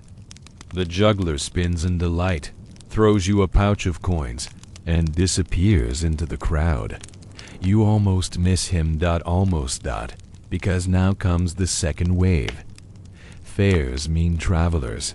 and travelers mean fixes. A noble's wheel with a bent axle. A peddler's scale that doesn't balance. A pair of twins who swear their armor buckles have spontaneously reversed themselves. You suspect they swapped them in a rush and don't want to admit it. You repair them anyway, and then comes the bard. He steps into the forge like it's a stage. Feathered hat, a lute on his back, and the tired, sunburned expression of a man who's sung one too many songs to half-drunk sheep. "My string snapped," he says. Holding up the lute, you blink. "I'm not a—" "But the peg, Sir Smith." The peg is iron and cracked. "Ah, that. You can do that. It's delicate work. You heat a thin rod, shape it to fit the tiny winding notch, file it smooth, and pray it doesn't warp the tuning." The bard tests it with a few soft strums. He plays a gentle chord progression that instantly calms the apprentice, who'd been making exaggerated hammer motions behind the bard's back. "Perfect." The bard says that he drops a coin into your palm. Then he sings a short verse just for the shop. This fire that breathes from hammer and ash shapes more than just metal. It sparks. It slashes, it mends, and it sings in sweat-scented rings and sleeps in the soul of the forge that still brings. Then he bows and leaves. The apprentice claps slowly. He rhymed rings with brings. You nod. Bold move. But secretly, you liked it because sometimes you forget that even your soot-covered bench is part of the town's rhythm. That what you make touches other people's stories, even if it's just a torch holder or a hinge. By sundown, the fair music drifts faintly in the distance. You hear fiddles, laughter, the soft rumble of drums. You don't go. You've got iron. In the fire, sketches to revise. That chapel commission to plan. But you smile, knowing that just today, your forge helped light a show, play a tune, fix a journey. Not bad for a small anvil and a girl named Gertrude. The smell of roasted almonds lingers in the air, even after the fair is packed up and moved on. Bits of straw dot the street, and a red ribbon is caught in the hedgerow like the ghost of a juggler's scarf. But here in the forge, things have returned to normal. You sit at your bench, a half-mended plowshare in front of you, and your hands stained dark from a morning's worth of filing. Outside, children chase a hoop down the lane. The apprentice is humming the bard's song from yesterday under his breath. Badly off dash key. Then the knock comes. A slow, deliberate knock. You wipe your hands and open the door. It's a monk. He stands, silent for a moment, robes heavy with travel dust, hood low over his brow. Then he speaks. "We were told you can work quietly and with care." You resist the urge to reply with a sarcastic quip only barely. Instead, you nod, motion him in. He unfurls a bundle wrapped in linen. Inside, a shattered iron cross, once mounted atop a small shrine, judging by the rust and bird droppings. The vertical shaft is cleanly split down the center. The arms are bent, like they've been twisted by time or the fists of an angry saint. The abbey is small, the monk says, but old. This was forged in the last century, perhaps earlier. Can it be mended? You examine the metal. The fractures run deep. But it's not beyond repair. Still, it's delicate work, not because of the age, but because of the weight. Not physical, but meaningful. When something has been blessed, bowed to, and knelt before for decades, maybe centuries, becomes more than iron. You agree to the work. The monk offers no payment. Only a nod. And a loaf of honey bread. You accept both. Here's today's mainstream. Historical note. Many blacksmiths served ecclesiastical commissions alongside their usual tasks. Monasteries needed hinges, locks, candelabra, and yes-crosses, censers, and reliquary frames. Some were decorative, others purely practical. A well-respected smith might even be invited to work on cathedral projects, though that required not just skill, but connections and a lot of patience with bishops. Now, for your fringe detail. In parts of the Rhineland, it was believed that if a cross melted or shattered during a storm, it meant the local saint had departed or was angry. In such cases, the village might hold a procession to coax the saint back with singing, offerings, and sometimes the awkward task of politely asking the blacksmith to hurry up and fix the divine conduit. Historians still argue whether this was ritual or just rural panic management. Back in the forge, you begin your work. First, straighten the arms. You heat them slowly, whispering encouragement as the metal relaxes. Then reshape them on the horn of the anvil using soft, angled blows that don't leave hammer marks. Next, the shaft. The crack must be reforged, not just patched. You heat the two halves, coat them with a fine slurry of clay and charcoal to prevent oxidization. Then press them together until they fuse like two old friends reuniting after a stubborn argument. It takes hours. You barely notice the apprentice sneaking in and out, occasionally handing you tools or snacks without interrupting the silence. When the final polish is done, the cross gleams softly. Not like new better, like something that's lived, been through something, and emerged stronger for it. You wrap it back in the linen. The monk bows, says nothing, but just before leaving, he turns and asks, "Do you believe in what you forge?"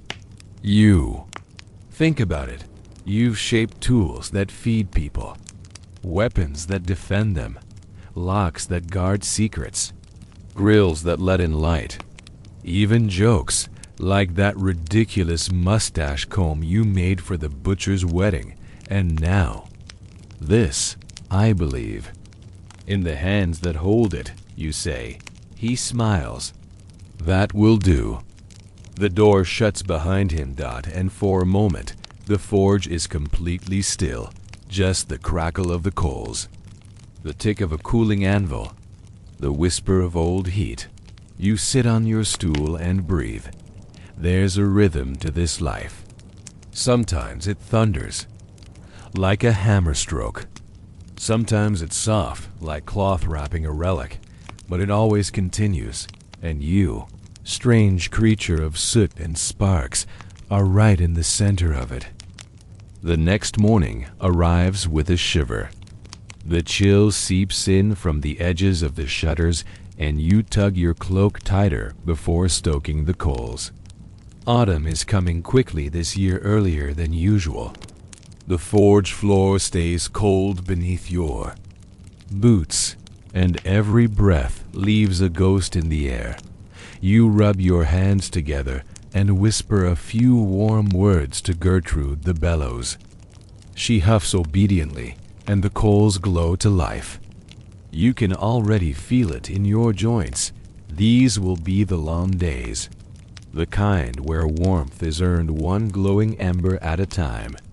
Today's task is an old friend, horseshoes you used to loathe. Them too repetitive, too many nails, too many hooves kicking at your apron. But now, you almost find it meditative. The shape, the curve, the rhythm of the bend and punch. Besides, everyone needs a blacksmith come autumn. Roads get slick, carts groan under harvest weight. And horses, well, horses don't care about your mood. They just want their feet not to hurt. You get to work. Iron bars stacked from yesterday's delivery. Your hammer swings slow and steady. You strike, bend, adjust. Strike, bend, adjust. The smell of burning hoof from the farrier's corner creeps in, not unpleasant, just real, tangible, a reminder that what you make meets the ground. Literally. Here's today's history nugget. Medieval blacksmiths often served double duty. As farriers, though in wealthier areas, these roles sometimes split. Proper horseshoeing required understanding both anatomy and ironwork. A good farrier could spot an unbalanced gait from 50 paces.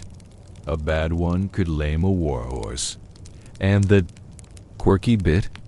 Some smiths would mark their horseshoes with tiny stamps like a fingerprint so they could track their own work. One 14th century smith reportedly forged a tiny image of a frog onto every left shoe he made. Why? Historians still argue whether it was a personal signature, a guild joke, or just a man with a frog obsession. You like to think he named it. Probably something like Gilbert Dot by mid-morning. You've shaped 5 sets of shoes and are just cooling your tongs in the water barrel when a carol ben a peril when a K. Commotion stirs outside. Voices. Raised dot. You step out dot at the far end of the road. A cart has collapsed. Its axle cracked in two. The wheel buried halfway into a rut. A pair of oxen stare placidly ahead, entirely unbothered by the chaos they've caused. You sigh. Apprentice, you call. Get the sled. He groans. Now. Within an hour, you've hauled the axle back and set it up on the support blocks. It's a clean break, probably from rot, but the wood around the iron bindings is salvageable. You remove the old iron plates. They're warped, stretched by strain and damp. You'll need to recut them while you work. The cart owner, a freckled woman with a straw hat and a remarkable vocabulary of swear space, is behind you, muttering things like cursed cobblers and wheelwrights with more whiskers than sense. You offer her a mug of weak cider. She accepts it without breaking stride. Is this how you imagined your life? She asks suddenly, watching you rivet a new iron band into shape. You pause. The question lands like a spark in dry straw. Did you imagine this? The clang of steel, the ache in your spine, the soft satisfaction of a finished weld. No, you imagined battles. Adventure. At least one heroic duel. But now, you wouldn't trade this forge for all the swords in the kingdom. Not at first, you say. But now I can't imagine anything else. She nods like she understands. Later, as the cart creaks off down the road, you return to your bench and sit for a moment. Just sit. The apprentice brings you a slice of cheese. It's slightly too warm, slightly too soft. You eat it anyway. Then you sketch. Not a commission. Not a task. Just a design. You imagine a sign for the shop, something to hang above the door. A simple iron emblem, an anvil, a flame, and maybe a bellows with a goat face. You grin. Gertrude would approve. There's something about twilight in autumn. It creeps rather than falls. One moment you're wiping your hands on a cloth by the forge light, and the next the windows are streaked with night. A hush settles over the village. Fires crackle behind shuttered windows, and somewhere a dog barks once and then thinks better of it. You light a lantern. The soft yellow glow casts long shadows across the bench, turning your tools into sleeping beasts. You don't mind the silence. In fact, you savor it. Some of your best work happens after sundown, when the village slows and the world feels like it belongs to you and the iron alone. Tonight's task? A surprise. Armor. Not a full suit, nothing so grand. Just a single pauldron, brought in by a page from the manor. It's dented and dull, scraped along the edge as if its wearer had leaned too hard against a stone wall. Or perhaps a training sword swung wider than expected. You smile. It's been a while since you worked on anything martial dot as you examine. The piece, you recall.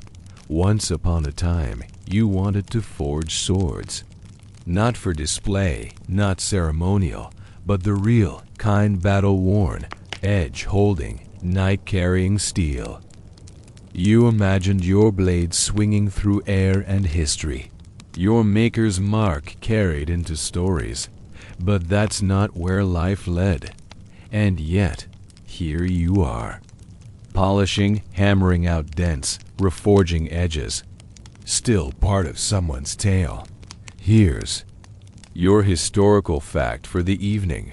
While armorsmiths in major cities specialized in body armor for the nobility, many village blacksmiths still made and maintained piecemeal armor, especially for squires, guards, or militia. Shields were repaired, helmets mended, straps re-riveted. It wasn't glamorous, but it was vital.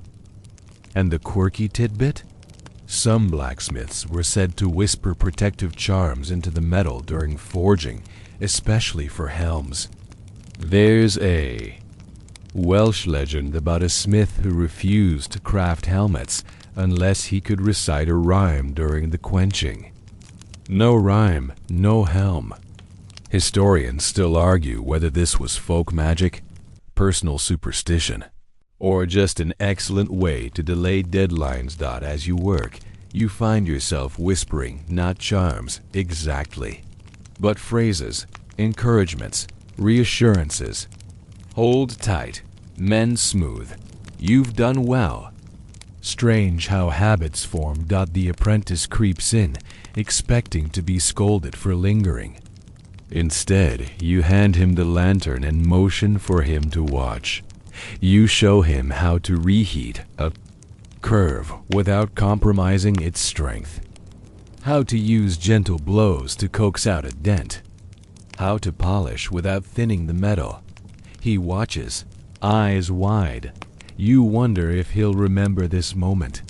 You remember one just like it, your old master, bent over a shield boss, explaining the art of a clean rivet.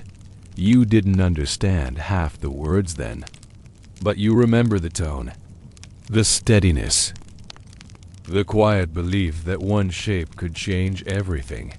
You finish the pauldron. The apprentice asks if he can hold it. You nod. He lifts it, cradling it like something sacred. It's heavy, he says. It's supposed to be, you reply. Outside, the wind picks up. Leaves scrape along the stones. A few stars peer through the dusk like lazy sentinels. You hang the pauldron by the door for the page to collect in the morning. Back at the workbench, you sit, not because there's more to do, but because this is the part of the day you like best. The forge is still warm, but the work is done.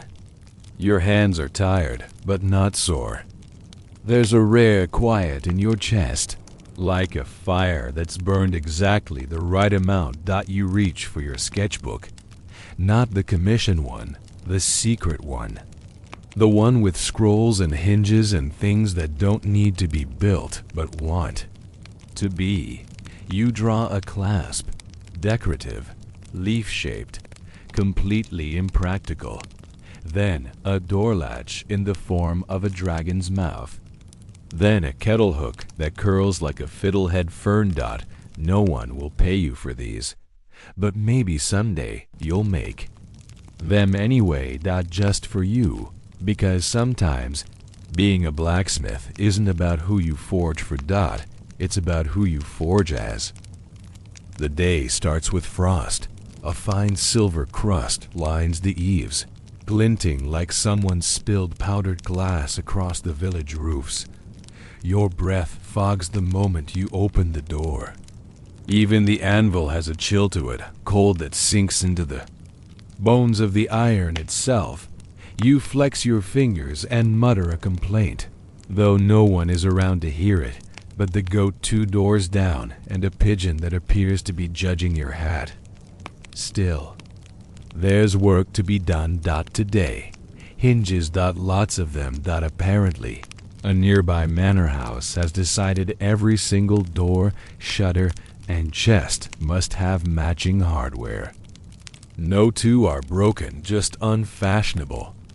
You've been asked to craft 66 identical strap hinges with decorative flair, which means long flat and curled at the ends like a snail on a sugar high. You can't help but roll your eyes, but the commission pays well. And iron doesn't ask why. You fire up the forge and begin. Heat, hammer, quench, repeat.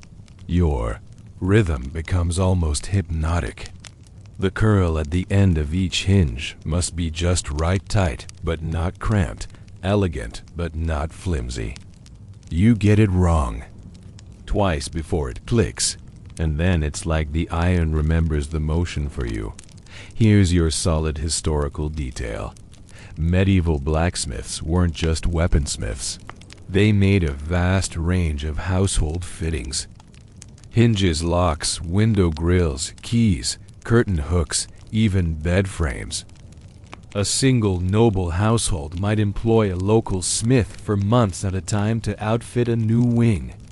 Decorative ironwork was also a mark of status. Curled hinges, leaf-shaped brackets, and stylized knockers showed off wealth just as much as tapestries or stained glass. And the curious trivia of the day. In some parts of 13th century England, it was considered bad luck to slam a door with a handmade hinge.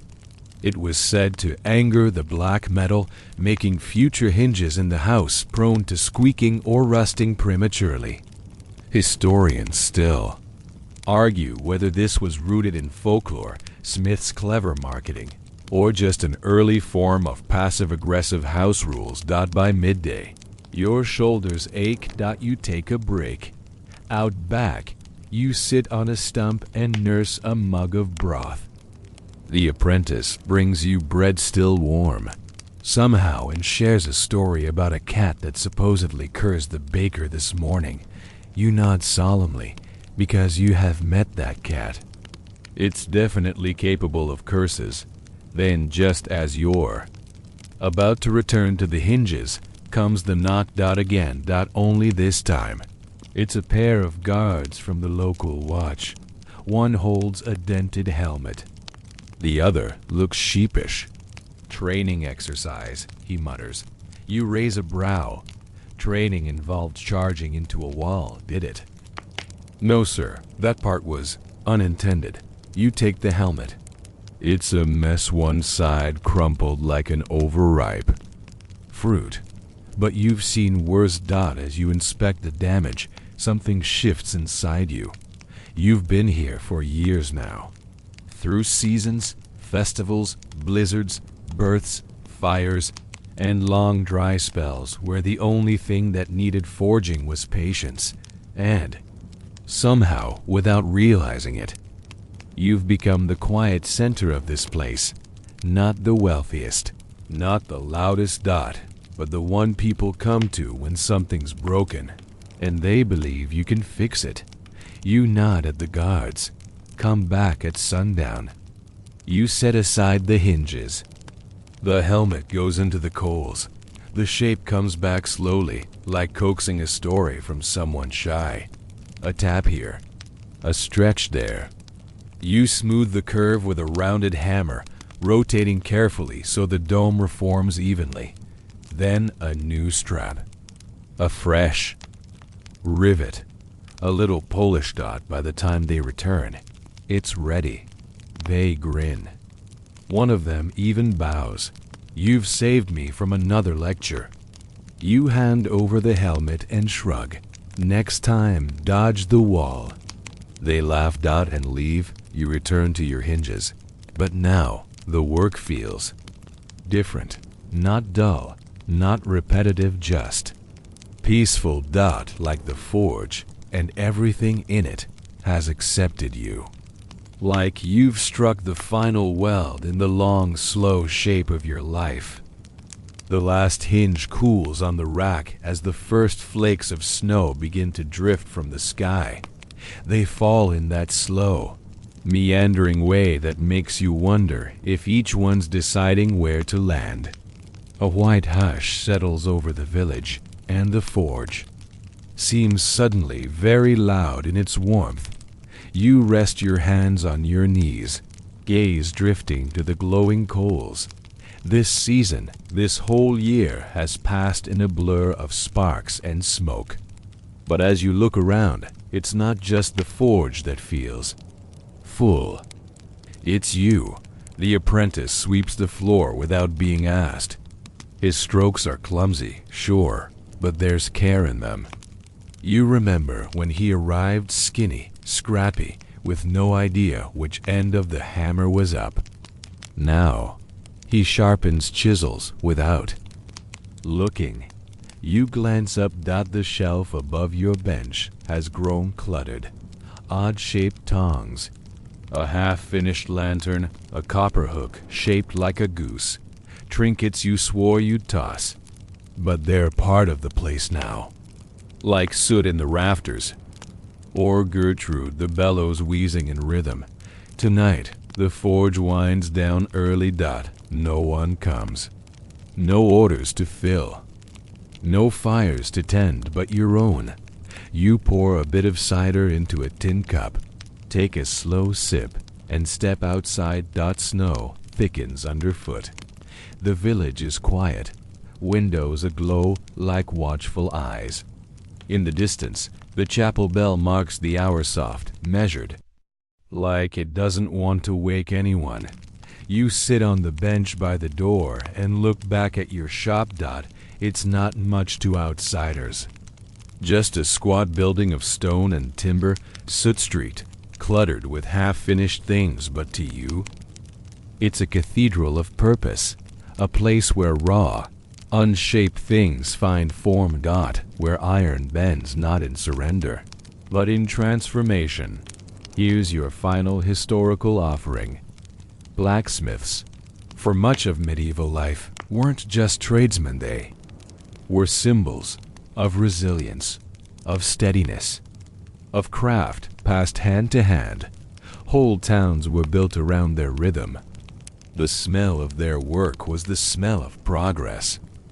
And while many records forgot their names, their marks remain hidden in gates, hinges, armor, and iron crosses that still hold. And the odd fact to end on? There was once a superstition in parts of Bohemia that a blacksmith's final project, before death, should be unfinished, so that death would think the work incomplete and leave him be a while longer. Historians still argue whether this was genuine belief or a poetic excuse to leave something half done. You chuckle. You've got at least 5 half-done things. Maybe you're immortal. The apprentice appears at the door. Should I bank the fire? You nod. Leave it low. Let it breathe. He nods back, closes the door gently. You stay outside a little longer, watching the snow, feeling its hush settle in your chest. And somewhere deep within the forge, a single coal glows quietly in the dark, just enough to start again tomorrow. And now, the forge is dark. The hammer rests. The coals are quiet. The last breath of heat curls upward and fades into the stillness. Your boots are off. The village has gone to bed. Even the stars seem slower now, like they've paused in the sky to take a breath with you. You've walked through days of soot and sweat, of laughter and strain, of iron and intention. You've seen the small beauty in bent nails, in dented helmets, in hinges that creak with pride. You've mended what was broken. You've shaped what had no form. You've stood at the edge of the fire and made it your companion.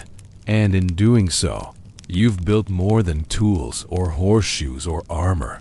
You've built a rhythm, a stillness, a place in the world that fits you like a glove to a calloused hand. So now, let it go. Let the anvil grow cold. Let the tools rest. Let the apprentice lock up and bank the last ember. You've done enough. No need to count tomorrow's orders. No need to chase the day to come. Right now, there's just the hush. And the warmth it leaves behind. Breathe. Sink into it. Let the sound of quiet things, the snow, the wind, the breath of an old bellows, be the last things you hear tonight. You're not just drifting off. You're folding yourself into a dream where everything fits. Good night, Blacksmith. The forge will wait.